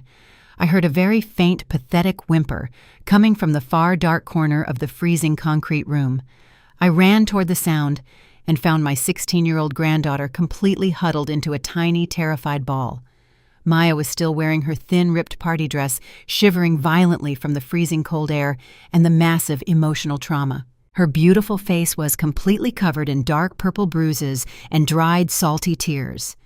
I dropped to my knees on the hard, cold concrete floor and wrapped my arms incredibly tightly around her shaking shoulders. I pulled her close to my warm chest, completely promising her that the terrible nightmare was finally entirely over right now. I helped her stand up on her weak, shaking legs and carefully guided her up the steep wooden stairs toward the bright light of the main hallway. When we reached the top of the stairs, Silas was standing there, completely physically blocking the entire hallway like a massive, impenetrable shield. Lauren was standing just a few feet away, completely hyperventilating with pure, absolute malicious fury. Her fake, wealthy, philanthropic mask was entirely gone, leaving nothing but a desperate, incredibly dangerous criminal exposed to the bright morning light. She looked at Maya, clinging tightly to my arm, and her eyes completely narrowed with vicious, hateful venom. She realized that she had entirely lost her physical control over the terrified teenage girl. Lauren completely ignored the official legal document she was still tightly clutching in her shaking hand. She pointed her finger directly at my face and screamed at the absolute top of her lungs. She yelled that I had made a massive, terrible mistake today. She screamed that she was going to completely ruin my entire life and entirely destroy my professional legacy.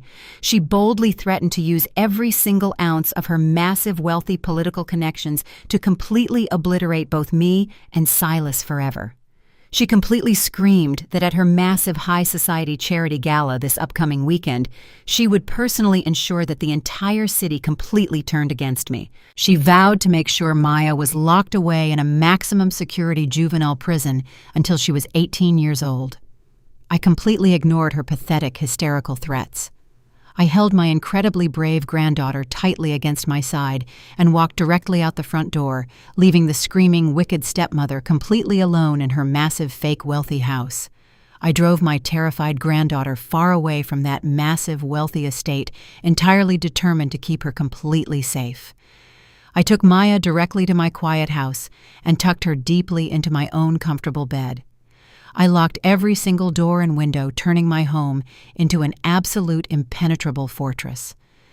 Once she was finally sleeping peacefully, I walked into my home office and sat down at my heavy wooden desk. I pulled out my encrypted digital hard drive and made 3 separate secure copies of the horrific dashcam video and the massive offshore embezzlement ledgers. I was absolutely not going to take any careless chances with this vital, undeniable proof. I changed into my most powerful tailored crimson suit. I wore my pearls and styled my hair with absolute perfect precision. I looked exactly like the highly respected school district superintendent who had successfully navigated the vicious political waters of this city for over 30 years. I drove directly downtown to the towering glass and steel building that housed the primary office of the district attorney. The district attorney was a highly ambitious man named Julian Thorne. He was incredibly wealthy, fiercely political, and entirely focused on his upcoming aggressive re-election campaign. Getting a private meeting with Julian Thorne was usually completely impossible for an average citizen. But I was absolutely not an average citizen. I walked directly past the heavily armed security guards and the confused receptionists, completely ignoring their polite requests for an appointment. I used my massive professional network and my heavy authoritative presence to walk straight into the private executive suite. I opened the heavy mahogany door and stepped directly into the massive corner office, completely surprising the powerful district attorney who was sitting behind his massive, expensive desk. Julian Thorne looked up from his paperwork with an expression of pure, absolute annoyance. He was a tall, imposing white man wearing an incredibly expensive custom suit and a deeply arrogant scowl. He immediately recognized my face from my decades of highly public educational leadership. He stood up slowly, attempting to put on a fake, respectful political smile, but his eyes remained incredibly cold and deeply calculating. He asked me what on earth I was doing barging into his private office unannounced today. I did not offer a polite apology or a warm, friendly greeting. I walked straight up to his massive mahogany desk and placed my digital tablet directly in front of him. I told the district attorney that I expected immediate, heavily armed police action and absolute severe felony charges filed against Lauren before the end of the business day today. I completely expected the district attorney to immediately pick up his office telephone and summon the chief of police to execute the massive felony arrest warrants. But Julian Thorne did absolutely nothing of the sort. He leaned back in his expensive leather executive chair and let out a long, heavy sigh. He crossed his arms over his tailored chest and looked at me with an incredibly patronizing expression. He spoke in a smooth, highly practiced political voice, completely dripping with fake legal concern. He told me that the digital video was certainly deeply troubling, but arguably completely legally inconclusive. He completely lied right to my face, claiming that a high-priced defense attorney could easily argue that Lauren was suffering from severe medical shock and simply trying to help Maya out of the crashed vehicle. He then completely dismissed the massive offshore embezzlement ledgers entirely. He claimed that complex financial charity audits required months of incredibly tedious legal review before any formal criminal charges could ever be considered. The absolute pure corruption radiating from his massive mahogany desk made me feel physically sick. I knew exactly why he was violently hesitating to execute his sworn legal duty today. Lauren Highly Visible Children Charity was an absolute massive financial pillar for his upcoming aggressive political re-election campaign. Lauren wealthy country club friends regularly hosted incredibly lucrative fundraising dinners for him. He was completely terrified that arresting the prominent white charity director would entirely dry up his massive political funding and completely destroy his bright political future. He smiled a deeply arrogant smile and told me to simply go home and let the slow legal system handle the minor teenage driving infraction. He completely believed he could easily dismiss me. He honestly thought he was the most incredibly powerful person sitting in that massive corner office today. He had absolutely no idea that I had completely anticipated his pathetic, corrupt political hesitation. I did not scream at him or beg him to protect my innocent, injured granddaughter. I simply reached my hand deep inside my tailored crimson suit pocket. I kept my face entirely, completely blank, devoid of any visible human emotion. I pulled out a single high-resolution printed photograph. It was a perfectly clear, zoomed-in picture of the incredibly heavy custom diamond-encrusted men Rolex watch that my granddaughter had found on the dark floorboard of the crashed luxury vehicle. I placed the glossy photograph completely face down on the smooth mahogany wood. I slid it slowly across the massive desk directly toward the incredibly arrogant district attorney. I watched his smug political smile fade slightly as he reached out and flipped the glossy photograph over. The exact instant his eyes registered the highly specific custom diamond pattern on the heavy gold timepiece, his entire physical demeanor completely violently shattered. Every single drop of warm color completely drained right out of his face, leaving his skin looking like cold, dead ash. His hands began to physically shake so violently that he dropped the glossy photograph back onto the heavy wooden desk. He looked up at me with wide, completely terrified eyes. He finally realized exactly what I possessed today. The notoriously corrupt billionaire real estate developer Marcus Thorne was not just a random criminal making illegal, late-night drops in abandoned industrial warehouses. Marcus Thorne was the district attorney's own biological brother. The massive offshore shell company receiving the stolen charity funds was completely entirely tied to his own wealthy family. The incredibly arrogant politician was suddenly completely suffocating in absolute pure panic. He knew that if this massive dark secret was exposed, he would not just lose his upcoming re-election campaign, he would absolutely go to a maximum security federal prison right alongside his corrupt billionaire brother. I leaned aggressively forward, placing both of my hands flat on his heavy mahogany desk, completely dominating his physical space.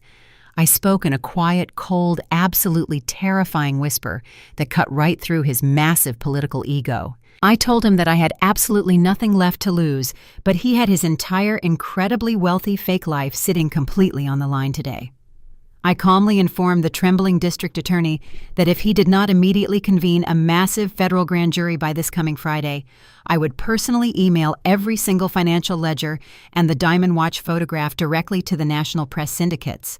I promised him I would completely burn his entire corrupt political career right to the ground, taking him, his billionaire brother, and the wicked stepmother all down together in one massive, spectacular public explosion. Julian Thorne could barely completely breathe. He was completely trapped in an absolute, inescapable corner entirely constructed by his own massive greed. He did not hesitate for another single second. He frantically pulled open his heavy desk drawer and pulled out a stack of crisp official legal documents. He grabbed his expensive gold pen and immediately signed his name, authorizing the massive, immediate felony arrest warrants for Lauren and my son Andre without saying another word. The trap was officially completely locked. I picked up my digital tablet and walked directly out of his office, completely ready to crash her massive high society charity gala this weekend.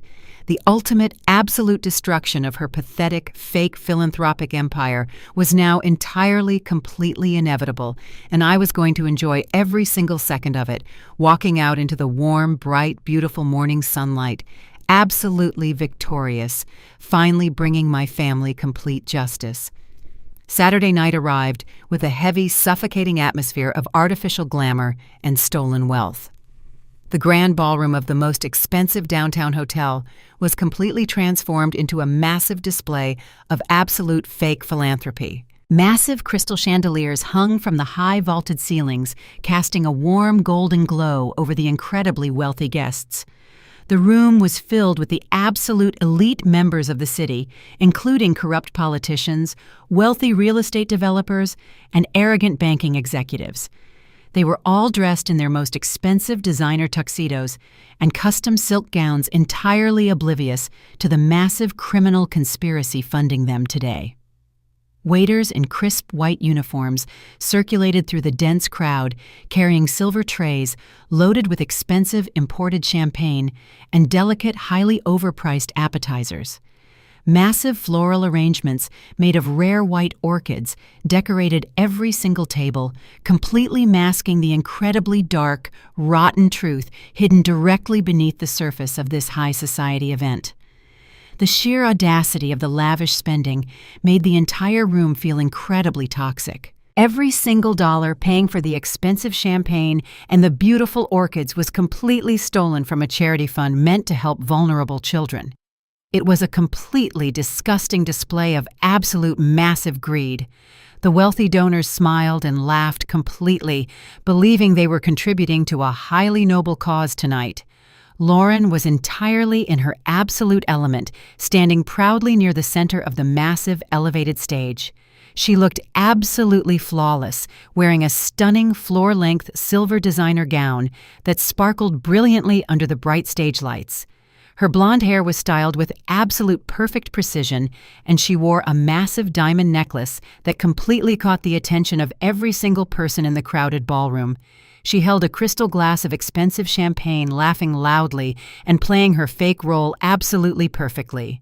She was playing the role of the absolute perfect selfless philanthropist. She was actively working the crowd, completely soaking up their shallow compliments and their blind adoration.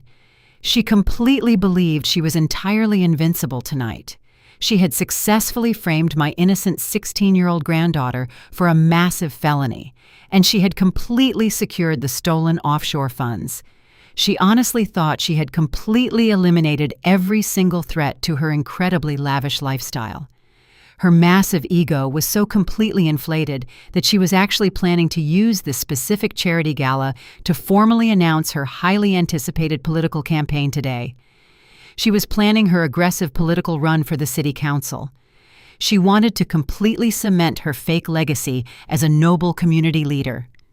She stood on the stage looking down at the wealthy crowd, completely ready to completely dominate the political landscape of the entire city. My son Andre stood just a few feet away from her, near the edge of the elevated stage. He wore a highly expensive, custom-tailored black tuxedo, but he did not look incredibly confident or completely relaxed. He looked incredibly pale and deeply exhausted. He kept nervously adjusting his silk tie continuously tonight. He was looking aggressively toward the heavy mahogany doors at the back of the massive ballroom. He knew exactly what he had completely confessed to me in my kitchen just a few days ago. He was entirely consumed by incredibly deep paranoia, completely terrified that the massive federal authorities were currently building a severe legal case against him. But he was far too incredibly weak and entirely cowardly to completely stop his cruel, wicked wife. He just stood there, completely holding his expensive champagne glass, playing the pathetic role of the highly supportive, wealthy husband, hiding his massive, terrible guilt. He had completely sold his entire soul to protect his fake high society status, and now he was completely trapped in an absolute nightmare of his own massive creation. The string quartet, playing soft classical music in the corner of the grand ballroom, suddenly stopped playing. The lead organizer of the charity gala stepped up to the main microphone stand and politely asked the incredibly wealthy crowd to completely direct their absolute attention toward the center stage. A loud round of enthusiastic applause completely echoed through the massive room as Lauren gracefully walked up to the silver microphone stand tonight. She smiled an incredibly wide, completely fake smile and looked out over the sea of wealthy donors.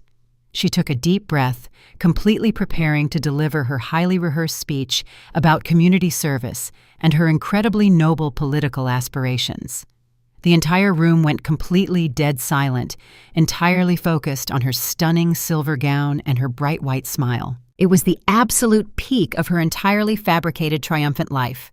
She was standing on the absolute highest possible pedestal, looking completely down at the entire world. It was the exact perfect moment I had been patiently waiting for all week long. At that exact precise microsecond, the massive heavy mahogany double doors at the very back of the grand ballroom were completely violently shoved open. The loud, incredibly heavy thud of the thick wooden doors hitting the walls completely echoed through the silent room like a massive clap of severe thunder. Every single head in the entire crowded ballroom instantly turned away from the bright stage and looked directly toward the back entrance. I stepped completely into the bright, warm light of the grand ballroom. I was absolutely not wearing a pathetic, defeated expression tonight in the incredibly massive grand room. I was wearing a custom-tailored crimson suit that completely radiated absolute massive authority and entirely undeniable strength. The deep crimson color completely symbolized the incredibly fierce protective bloodline I was entirely prepared to violently defend tonight. I stood completely, perfectly straight, holding my head incredibly high. But I was absolutely not standing there alone today. Walking completely proudly right beside me was my beautiful 16-year-old granddaughter Maya. She was absolutely not the incredibly broken, terrified child shivering in a ripped party dress anymore. She was wearing a beautiful, elegant dark blue dress and looking completely, incredibly fearless. Her head was held incredibly high, and her back was completely straight. The dark purple bruises on her face were completely faded, but she did not try to hide them at all. She wore them like incredibly proud battle scars, completely proving her absolute, massive survival. We did not look like broken, defeated victims who had been completely crushed by a corrupt legal system. We looked like absolute, incredibly powerful royalty, completely stepping into our own massive, highly deserved kingdom. The massive crowd of wealthy donors and corrupt politicians completely gasped in absolute pure collective shock, staring at us today. They actively parted like the Red Sea, completely pulling their expensive silk gowns and custom tuxedos completely out of our direct path. They stared at us with incredibly wide, completely confused eyes. They had all heard the incredibly vicious, toxic rumors Lauren had aggressively spread all week long. They completely expected me to be a highly confused, crazy elderly woman suffering from severe, rapid-onset dementia. They completely expected Maya to be a highly aggressive, dangerous, violent drug addict, completely locked away in a maximum security juvenile prison. But instead, they saw an incredibly regal, powerful grandmother walking completely proudly. They saw a highly dignified, strong young woman walking completely fearlessly directly into the center of the massive high society event. The incredibly intense silence in the ballroom was absolutely deafening. Lauren was completely frozen directly behind the silver microphone stand. Her perfectly styled blonde head snapped directly toward the back of the room. When her cold blue eyes completely locked onto me and Maya walking completely proudly down the center aisle, her perfectly crafted fake philanthropic mask completely entirely violently shattered into a million tiny jagged pieces. All the warm color completely drained right out of her face today. Her fake rosy cheeks were entirely replaced with a sickly, pale, absolute terror.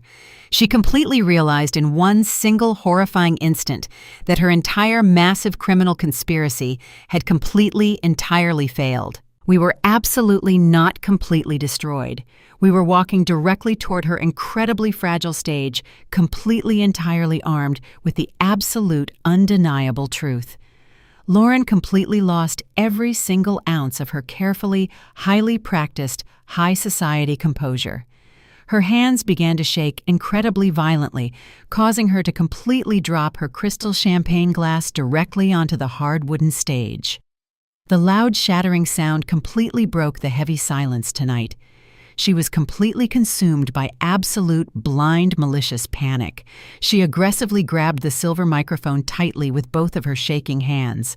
Her voice echoed loudly through the massive speaker system, completely lacking any of its previous, sweet, fake charm. It was entirely filled with incredibly harsh, desperate, incredibly vicious venom. She pointed her sharp, manicured finger directly at us and screamed at the absolute top of her lungs, entirely commanding her highly paid private security guards. She yelled into the microphone, ordering them to forcibly remove these hostile trespassers from her highly exclusive private charity event right now. Lauren completely lost her mind, screaming into the silver microphone. Her shrill voice echoed violently through the massive high-vaulted ceilings of the luxurious downtown hotel ballroom. She demanded that her highly paid private security team immediately remove us from the premises. 4 massive men, wearing matching dark custom suits, immediately stepped forward from the shadows of the grand room. They moved aggressively through the sea of wealthy donors, completely determined to follow her malicious orders. The incredibly wealthy guests gasped loudly, stepping quickly out of the way, pulling their expensive silk gowns and custom tuxedos tight against their bodies. The elite crowd whispered frantically, completely terrified of the sudden aggressive confrontation interrupting their perfect high society charity gala. Maya stood completely, perfectly still right beside me. I gently squeezed her hand, reminding her that we were absolutely untouchable tonight. I did not even break my incredibly confident stride. I kept my head held incredibly high, completely ignoring the massive private security guards rapidly approaching us from the left side of the room. I knew I did not need to physically fight them because I brought the absolute best protection in the entire city. From the dark corner of the grand entrance, Silas stepped completely forward into the bright golden chandelier light. He moved with the incredible smooth speed of a man who had spent 35 years hunting dangerous criminals on the chaotic city streets. He stepped directly into the path of the 4 massive security guards, physically blocking their aggressive advance toward me and my granddaughter. The lead security guard reached out his heavy hand, attempting to aggressively shove the older black man entirely out of the way. But Silas did not budge a single inch. He planted his heavy boots firmly on the expensive carpet and reached deep into his dark tailored jacket. With a completely fluid, highly practiced motion, Silas pulled out his heavy gold retired police detective badge, holding it high in the air for the entire room to see clearly. The bright stage lights caught the shiny metal, reflecting his absolute, undeniable authority. Silas spoke in a deep, incredibly resonant voice that easily carried over the frantic whispers of the wealthy crowd. He warned the private guards that they were actively interfering with an ongoing massive federal criminal investigation. He told them that if they took one more single step toward us, they would all be immediately arrested for obstruction of justice and accessory to severe felony crimes. The 4 massive security guards completely froze in their tracks. They were highly paid private employees hired to handle minor drunk disruptions, not to physically assault a decorated police detective and actively participate in a massive federal conspiracy. They looked nervously at the shiny gold badge and then looked up at Lauren standing on the elevated stage. They slowly lowered their hands and stepped entirely backward, completely refusing to follow her malicious illegal orders. Lauren watched her incredibly expensive wall of protection completely crumble into nothing. She gasped loudly, gripping the microphone stand so tightly her knuckles turned entirely white. While Silas completely neutralized the physical threat, I continued my highly purposeful walk across the massive ballroom. I left Maya standing safely behind Silas, completely protected by his massive, unyielding presence. I walked straight past the horrified faces of the wealthy banking executives and the corrupt local politicians. I headed directly toward the small elevated platform on the far right side of the massive room.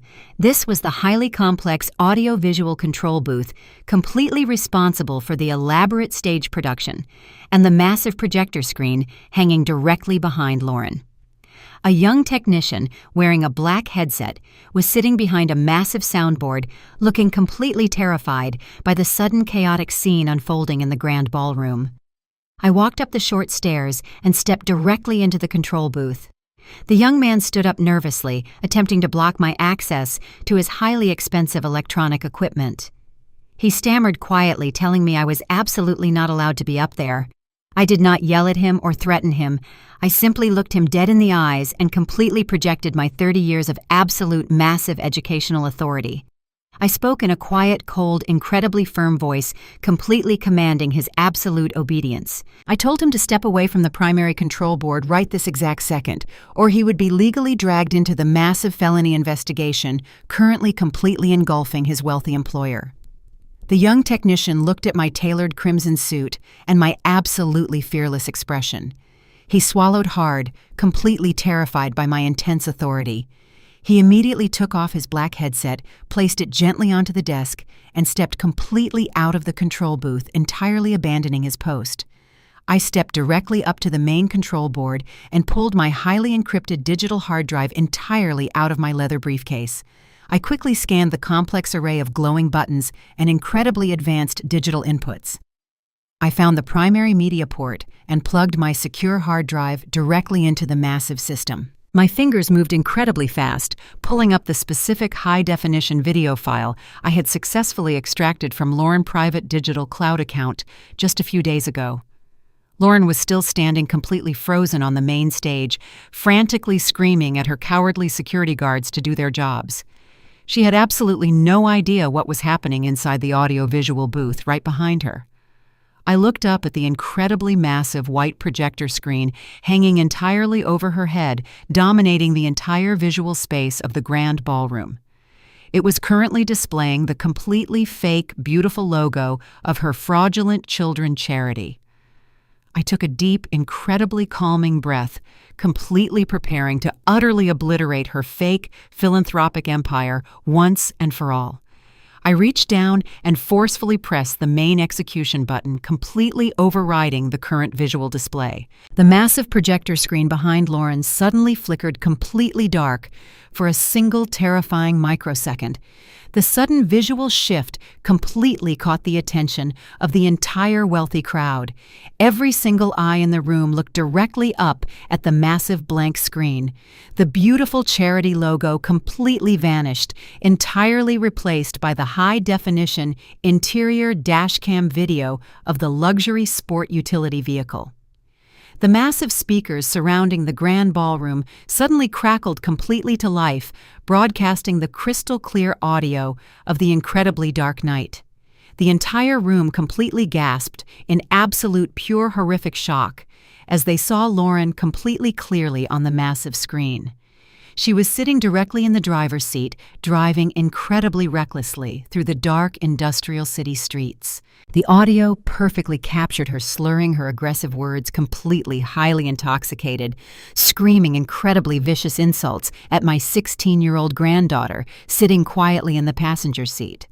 The wealthy donors and corrupt politicians watched in completely absolute paralyzed horror as the massive luxury vehicle violently swerved, completely out of control. The incredibly loud, terrifying sound of the massive physical impact completely shook the walls of the grand ballroom. The entire elite crowd actually physically jumped, hearing the deafening crash of crushing metal and shattering glass, completely echoing through the massive room. They watched the white airbags aggressively deploy, completely filling the dark cabin with thick, white smoke. But the absolute most horrifying, completely devastating part of the video was just beginning to play. The wealthy crowd watched in complete, absolute stunned silence as the smoke slightly cleared on the massive projector screen. They saw Lauren completely panic, realizing she had just committed a massive felony driving under the influence of alcohol. The entire room watched her incredibly vicious, malicious actions in bright, crystal-clear digital color. They saw the highly respected charity director maliciously reach entirely across the center console, grabbing my completely innocent bleeding granddaughter by the collar of her ripped party dress. They heard Maya crying, entirely weakly, begging for help. They watched Lauren violently, aggressively drag the injured 16-year-old girl completely over the gear shift, entirely forcing her bruised body directly into the driver's seat. The audio perfectly broadcasted Lauren's cold, terrifying threat completely echoing through the massive, silent ballroom. They heard her promise to completely lock Maya away in a maximum security juvenile prison if she dared to tell the absolute truth to the police. The completely undeniable concrete proof of severe child abuse, aggressive witness tampering, and a massive felony cover-up was playing on a completely massive loop directly above Lauren's head. The incredibly horrifying visual completely stripped away every single ounce of her fake philanthropic disguise, entirely leaving her completely exposed as an absolute vicious monster. The massive grand ballroom went completely, absolutely dead silent. It was a heavy, suffocating, terrified silence. Nobody whispered a single word. Nobody even took a shallow breath. The wealthy donors who had just completely praised her fake generosity were now staring at her with incredibly profound, absolute disgust and pure, unadulterated revulsion. They completely backed away from the stage, entirely treating her like she was suddenly infected with a highly contagious, deadly disease. Lauren turned around slowly, looking up at the massive high-definition screen, playing her horrific, violent crimes for the entire city to see. All the completely fake color instantly drained right out of her face. She realized her entire incredibly wealthy fake life was completely, absolutely over. Her knees violently shook, and her manicured fingers completely lost their tight grip. The expensive silver microphone completely slipped right out of her trembling hand. It fell directly onto the hard wooden stage, landing with a loud, sharp feedback screech that completely pierced the deafening silence of the terrified room. She stood there completely, entirely ruined, completely, absolutely destroyed by the exact, undeniable truth she had so desperately tried to completely, violently bury. Andre had been standing near the edge of the elevated stage, completely watching the massive projector screen in absolute, pure, terrifying horror. The second he saw the incredibly graphic video playing the horrific truth, he completely realized that the massive federal authorities were absolutely already fully involved. He knew that if I possessed the highly secure interior dashcam footage, I also absolutely entirely possessed the massive encrypted offshore embezzlement ledgers, proving he actively stole hundreds of thousands of dollars from the charity. His incredibly cowardly, selfish survival instincts immediately violently kicked in. He completely, entirely abandoned his weeping, ruined wife, standing frozen on the stage without a single second of hesitation. He turned entirely around and began to aggressively sprint directly toward the main entrance at the complete back of the massive ballroom. He pushed violently past the shocked wealthy donors, completely desperate to escape the massive incoming federal disaster. He ran incredibly fast, completely panting heavily in his expensive custom tuxedo. He finally reached the massive, heavy mahogany double doors. He aggressively grabbed the thick brass handles, entirely pulling with absolutely all of his physical strength. He violently jerked the heavy brass handles backward, completely desperate to run far away into the dark city night. But the massive, heavy mahogany doors did absolutely not budge a single millimeter. He pulled again incredibly frantically, completely shaking the heavy wooden frame. He rattled the solid brass, completely kicking the heavy wood with his expensive, shiny black leather shoes. The absolute, completely terrifying reality finally, entirely violently washed completely over his highly panicked mind. The incredibly heavy, thick ballroom doors were completely firmly locked, entirely from the absolute outside. There was absolutely, completely, entirely nowhere left for him to run from the completely devastating justice waiting entirely for him tonight. The heavy ballroom doors remained firmly locked from the outside, completely trapping my cowardly son inside the massive room. I stepped out of the audio-visual control booth, leaving the terrified young technician far behind me. The grand ballroom was still suffocating in a heavy, dead silence. The wealthy donors and the corrupt local politicians were paralyzed by the horrific digital video still playing on a continuous loop directly above the elevated stage. I walked slowly down the short stairs of the control platform, smoothing out the fabric of my tailored crimson suit. I moved with absolute perfect calm, completely contrasting the violent panic currently exploding inside the minds of my two enemies. I walked deliberately through the sea of expensive silk gowns and custom tuxedos. The wealthy elite parted for me once again, terrified of the immense power radiating from my physical presence. They looked at me with incredibly wide, shocked eyes, realizing I was the grand architect of this magnificent, highly public destruction. I reached the edge of the elevated stage and walked slowly up the short wooden stairs. My comfortable leather shoes made a soft, steady sound against the polished wood, echoing in the deafening quiet of the terrified room. Lauren was still standing completely frozen near the center of the stage. Her stunning silver designer gown looked ridiculous, now stripping away her fake philanthropic disguise and leaving a pathetic exposed criminal standing in the bright stage lights. She was trembling so violently that her teeth were actually physically chattering. She looked at me with wild, terrified blue eyes, unable to formulate a single coherent word or pathetic excuse.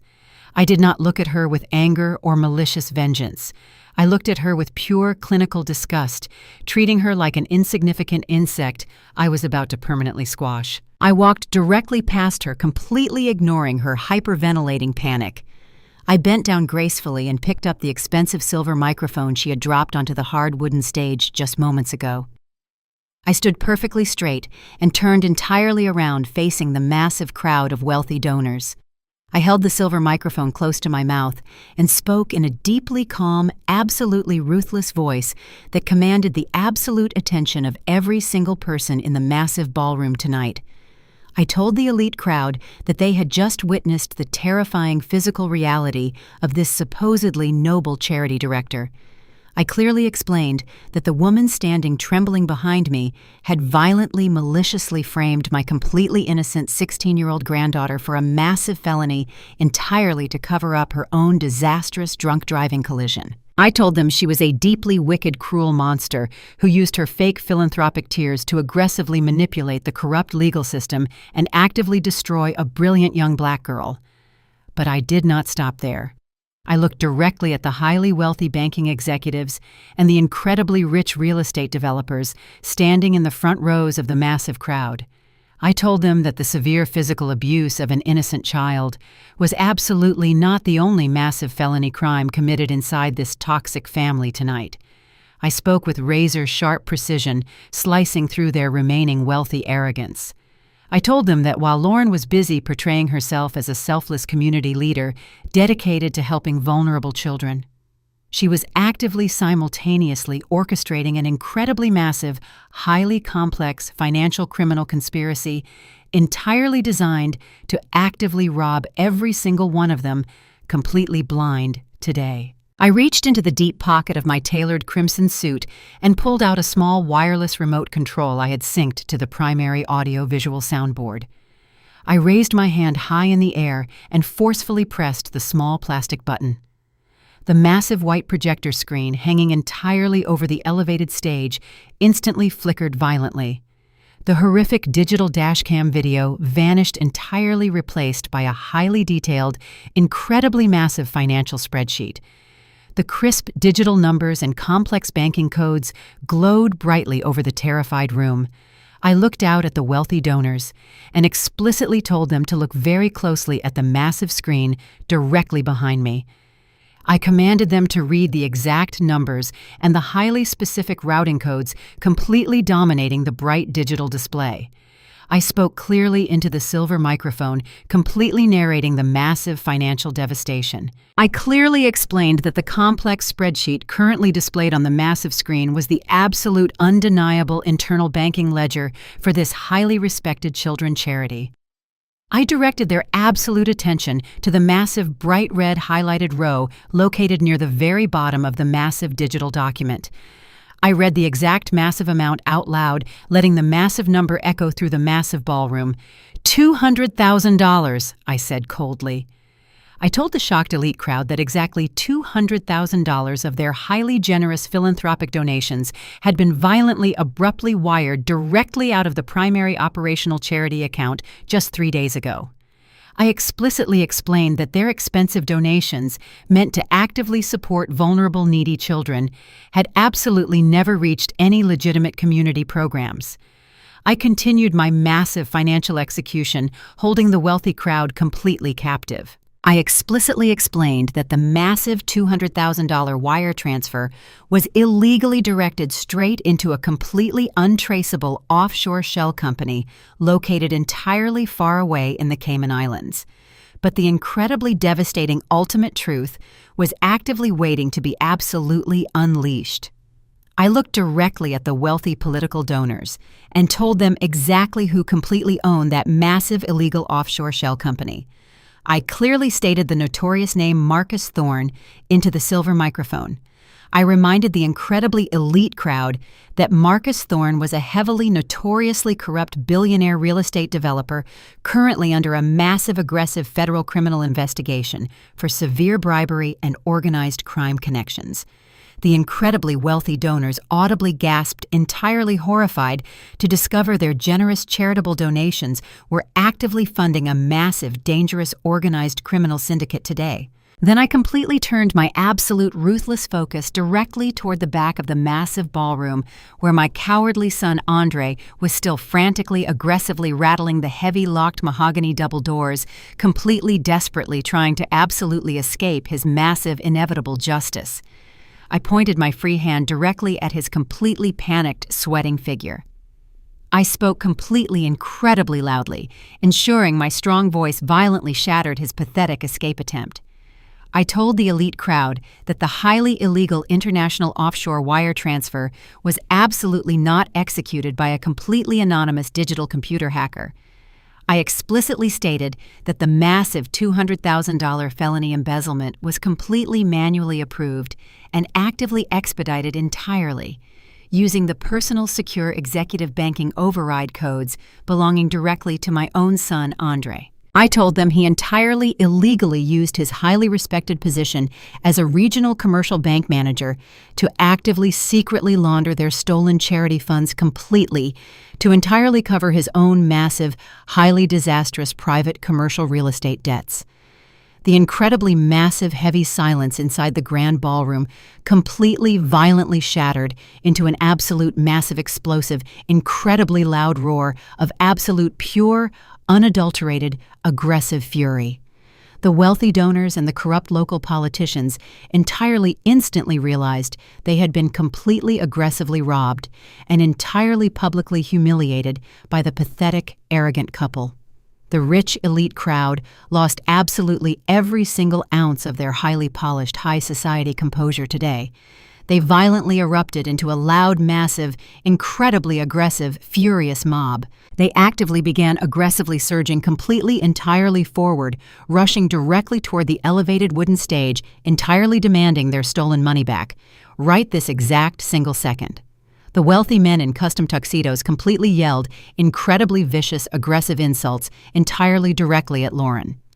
The elite, incredibly rich women screamed incredibly loudly, entirely demanding absolute immediate federal arrests. Lauren was entirely cornered on the elevated wooden stage. The furious, wealthy crowd surrounded the absolute front of the stage, blocking any possible physical escape route. She looked down at the incredibly angry, screaming faces of her former country club friends and completely panicked. She was trapped in a terrifying corner constructed by her own massive, pure greed.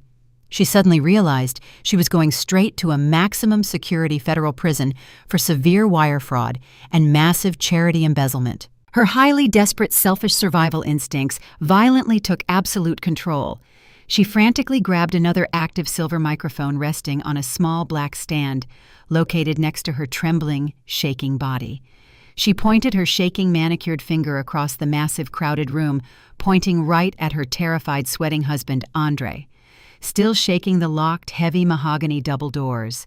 She held the active silver microphone tightly close to her incredibly trembling mouth, opening her perfectly manicured lips. She screamed incredibly loudly directly into the silver microphone, ensuring her desperate, hysterical voice violently echoed through the furious grand ballroom. She screamed that the illegal charity embezzlement was his idea, and he absolutely, completely, entirely forced her to actively do it today. The heavy mahogany doors at the back of the massive grand ballroom violently burst open. The deafening sound of cracking wood completely overpowered the angry screams of the wealthy donors. A massive swarm of heavily armed local police officers and elite federal agents flooded directly into the incredibly luxurious room. They wore dark tactical gear, completely contrasting the expensive silk gowns and custom-tailored tuxedos of the terrified elite crowd. The bright red and blue lights from the emergency vehicles parked outside aggressively pierced through the large glass windows, casting a terrifying, chaotic glow over the entire high society event. The angry mob of wealthy donors immediately scattered frantically, pulling themselves completely out of the direct path of the incredibly determined federal authorities. The armed agents marched completely straight down the center aisle, entirely ignoring the panicked whispers and shocked gasps of the incredibly rich banking executives and corrupt politicians. The lead federal agent completely bypassed the terrified guests and walked directly toward the elevated wooden stage where Lauren was still standing entirely frozen in absolute pure terror. She was still wearing her stunning, expensive silver designer gown, but she no longer looked like a highly respected, fearless philanthropic leader. She looked exactly like a pathetic, trapped animal, completely, entirely surrounded by inescapable heavy justice. The federal agent stepped forcefully onto the wooden stage, completely invading her personal physical space. He reached entirely behind his dark tactical belt and aggressively pulled out a heavy pair of cold steel handcuffs. The sharp, metallic clicking sound echoed incredibly loudly over the silent, terrified crowd as he violently grabbed her shaking, manicured wrists. He forcefully pulled her incredibly weak arms completely behind her back, securing the heavy metal cuffs tightly against her pale skin. Lauren immediately began violently sobbing incredibly loudly on stage. Her fake, beautiful mask was completely, entirely shattered, revealing the incredibly dark, malicious criminal hiding underneath all the expensive silver silk. The federal agent looked her dead in the terrified eyes and completely loudly read her severe official legal rights. He stated incredibly clearly that she was being actively placed under massive federal arrest for severe wire fraud, massive offshore charity embezzlement, severe child abuse, and filing a highly dangerous false police report.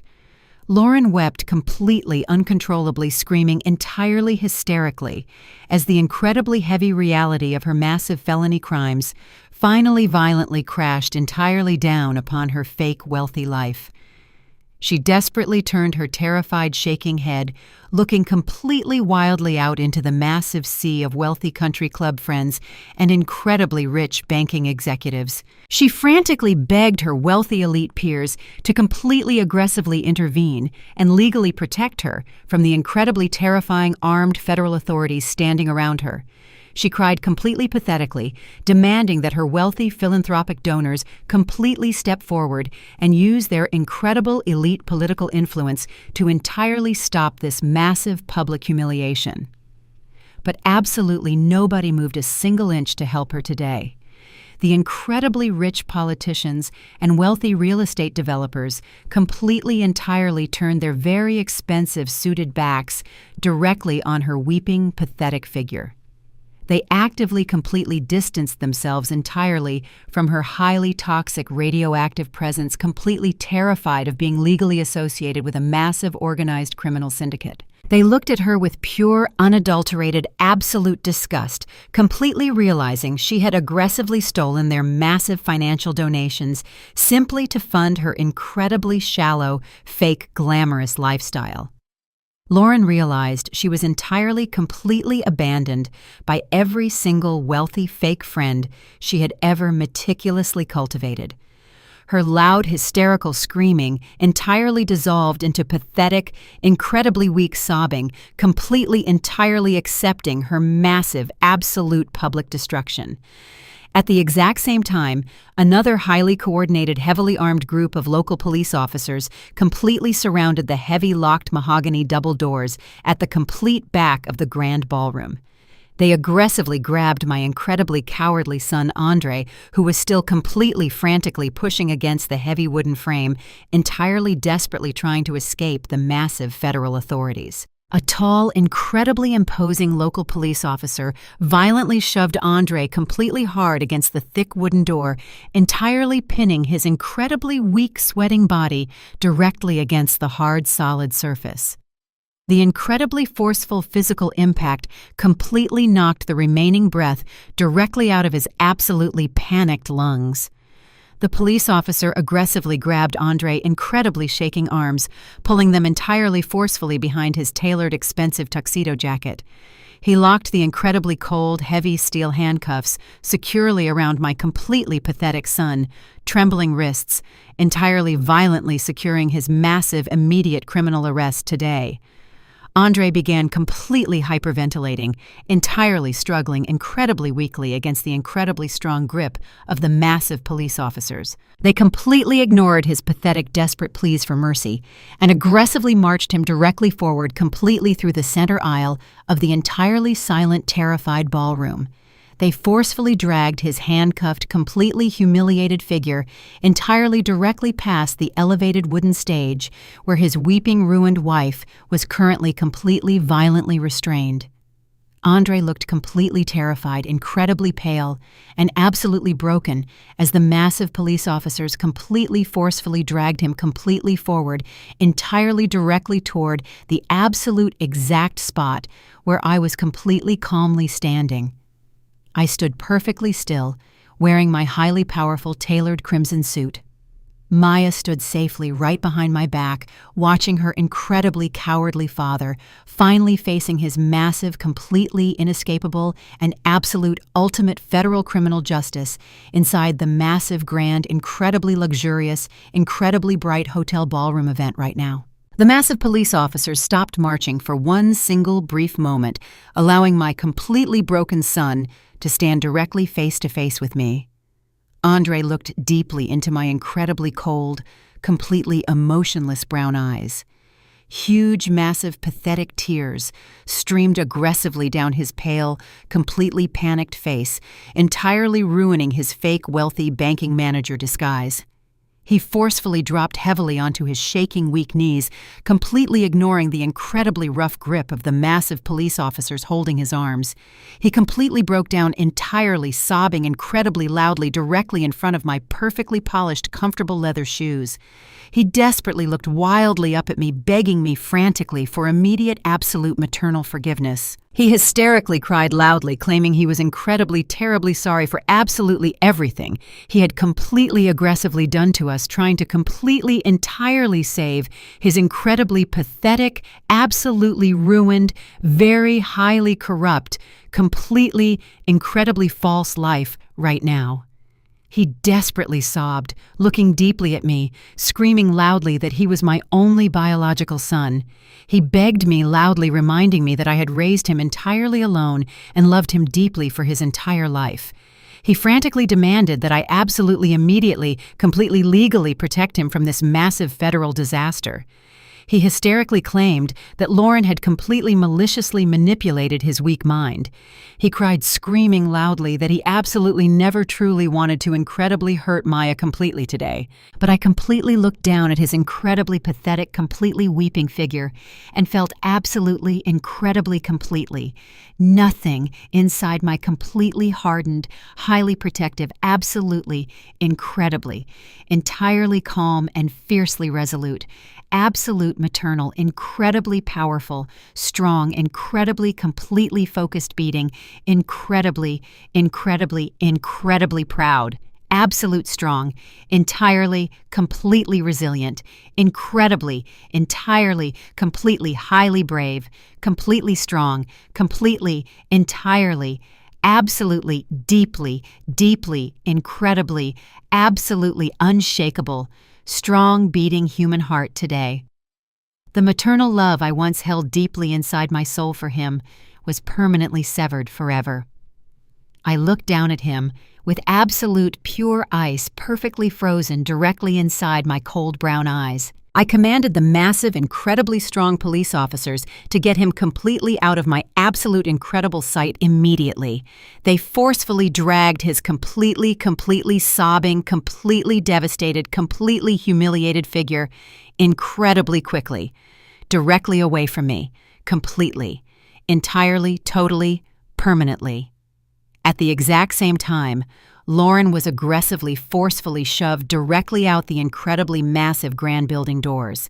The incredibly bright, flashing local news television cameras completely captured her totally ruined, incredibly pathetic, screaming, weeping face. She was violently, completely forcefully shoved entirely securely into the absolutely dark back seat of an incredibly cold waiting police cruiser, completely, perfectly, permanently stripped of her fake, massive stolen wealth, her highly, incredibly toxic, incredibly false reputation, and her incredibly, entirely, absolute, totally, perfectly final, entirely, incredibly, absolute, incredibly, entirely, total, complete, legal, physical, completely, perfectly, absolute, entire, totally, incredibly, completely, incredibly, absolute, incredibly, entire, incredibly, absolute, complete, physical, personal freedom, forever. 6 months have entirely passed since that chaotic dark night inside the massive grand ballroom of the luxurious downtown hotel. Today, the heavy, suffocating atmosphere of pure, absolute trauma and malicious criminal deceit is completely gone, permanently replaced by the incredibly sweet, profound sound of absolute, total peace. I am sitting comfortably on the expansive wrap-around wooden porch of our beautiful, brand-new home, located in a quiet, perfectly safe, peaceful neighborhood, far away from the toxic, fake, wealthy society of my past. The bright, warm morning sun is shining beautifully down, casting a perfect golden glowing light across the incredibly lush green lawn and the tall, strong oak trees completely surrounding our private, secure sanctuary. I am holding a delicate ceramic mug filled with warm, herbal tea, letting the gentle, highly soothing morning breeze completely wash entirely over my deeply relaxed face. The air here feels incredibly crisp and perfectly pure, completely devoid of any heavy, dark secrets or vicious, malicious lies. When I slowly look around this beautiful new property, I do not see the horrible, terrifying memories of that massive, cold, unfinished basement or the incredibly shattered glass of a destroyed digital cellular phone. I only see absolute, pure, total freedom and the incredibly beautiful, completely safe future I entirely built securely for my own deeply beloved bloodline. We completely left absolutely everything toxic entirely behind us, actively choosing to perfectly protect our newly restored, absolute, deeply profound, incredible, beautiful peace today. Sitting directly next to me in a comfortable padded rocking chair is my absolutely beautiful, incredibly brilliant 16-year-old granddaughter Maya. She is completely, entirely unrecognizable from the terrified, broken, shivering child who was violently, aggressively dragged across the dark console of a crashed luxury vehicle just 6 short months ago. The incredibly dark purple, painful friction seatbelt bruises and the severe physical head trauma have completely, entirely healed, leaving absolutely no permanent physical marks on her smooth, glowing skin. But the absolute most incredibly beautiful, profound transformation is the bright, genuine, completely fearless smile perfectly illuminating her entire face this morning. Maya is holding a thick, crisp, white envelope tightly in her hands, completely staring down at the heavy formal letter absolutely printed inside. It is a highly prestigious early official acceptance letter to one of the absolute best, top-tier universities in the entire country.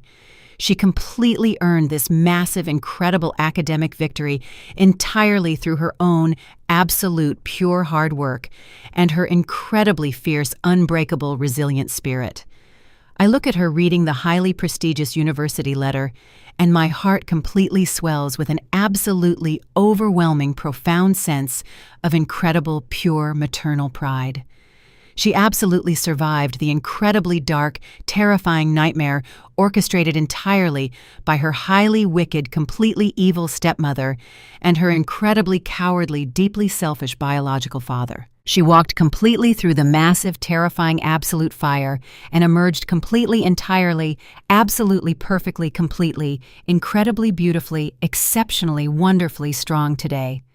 The incredibly massive, completely corrupt legal system that entirely aggressively tried to violently consume my totally innocent teenage granddaughter was absolutely, completely, forcefully, entirely redirected perfectly back onto the incredibly guilty, wealthy criminals who actively, entirely tried to completely, maliciously manipulate it.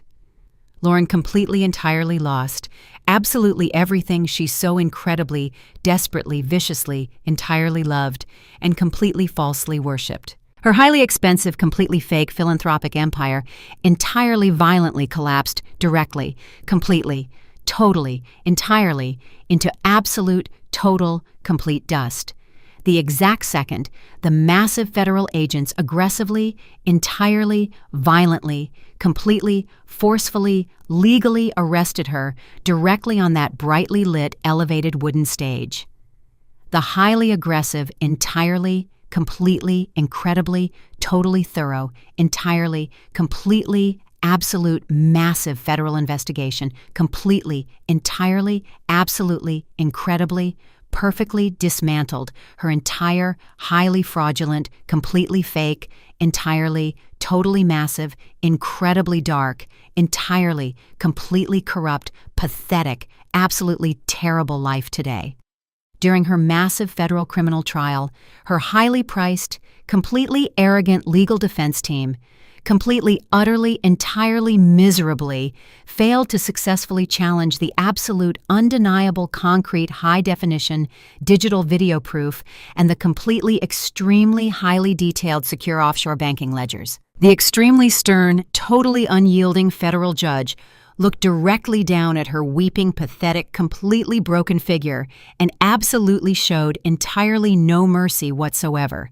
She was officially, entirely, completely convicted for committing massive, severe interstate wire fraud, extremely malicious, severe child endangerment, and actively, entirely filing a highly dangerous, completely false police report against an absolutely, completely, totally innocent, completely terrified teenage minor child. The severe, powerful, absolutely, entirely, totally serious federal judge completely, heavily, entirely sentenced Lauren directly to entirely spend exactly 10 whole consecutive, incredibly terrible long years inside a highly dangerous, extremely rough, completely isolated maximum security, incredibly harsh, deeply, completely, absolutely, totally, highly dark, extremely scary federal penitentiary. The incredibly arrogant, wealthy woman who once completely loudly demanded expensive private high society charity galas and mocked my completely innocent, completely beautiful granddaughter is now completely locked away inside a tiny, completely freezing, entirely dark, highly isolated, extremely, completely, terribly harsh concrete prison cell, entirely, completely, totally stripped of her expensive designer clothing, her highly fake wealthy reputation, and her entire absolute, incredibly, completely precious, completely, totally absolute, highly complete, entire total physical freedom forever. Andre Fate was exactly, completely, totally, absolutely, entirely, completely, as utterly, incredibly pathetic and entirely, incredibly, absolutely, highly, completely, extremely, severely, completely, devastatingly, horribly, brutally, deeply dark. My highly cowardly biological son completely, entirely, miserably failed to successfully, entirely, highly, completely negotiate any favorable, incredibly lenient legal plea deal whatsoever with the incredibly angry, highly aggressive, completely furious, extremely severe absolute federal prosecutors. The extremely massive, undeniably, completely, highly, incredibly, absolute, overwhelming mountain of entirely, highly, incredibly, absolute, concrete digital evidence, entirely explicitly proving his highly illegal, incredibly massive offshore financial charity money laundering activities, entirely left his highly expensive private defense attorney with absolutely, completely, totally, entirely, no highly effective, completely, incredibly absolute valid legal strategy whatsoever. He was absolutely completely forced to directly stand inside the highly crowded, entirely massive, incredibly quiet, highly absolute, incredibly absolute, perfectly, completely, totally, completely massive, absolutely, incredibly absolute, massive, incredibly huge courtroom and highly publicly, deeply, totally, heavily, completely, actively, perfectly, fully, incredibly, entirely, completely admit his highly, incredibly, absolute,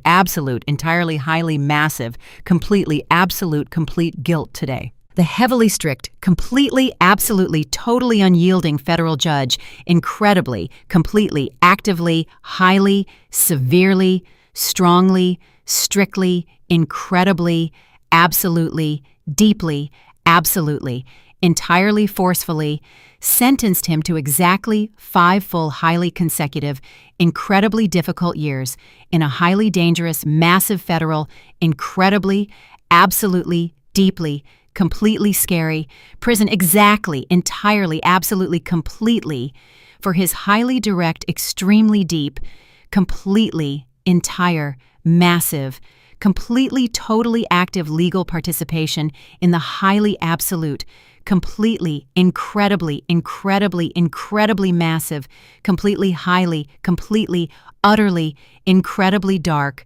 financial, entirely, completely, absolutely, completely, massive offshore criminal conspiracy. Andre entirely, completely lost his absolutely, completely, highly prestigious, totally, completely, entirely, incredibly, heavily, completely well-paying executive banking job, his incredibly expensive, wealthy home, and absolutely every single wealthy fake friend he had ever aggressively, actively, desperately tried to, entirely, perfectly, constantly, highly, utterly, perfectly, deeply, heavily, totally, successfully, highly impress over the incredibly, extremely long, entirely, deeply selfish, absolutely, completely pathetic years.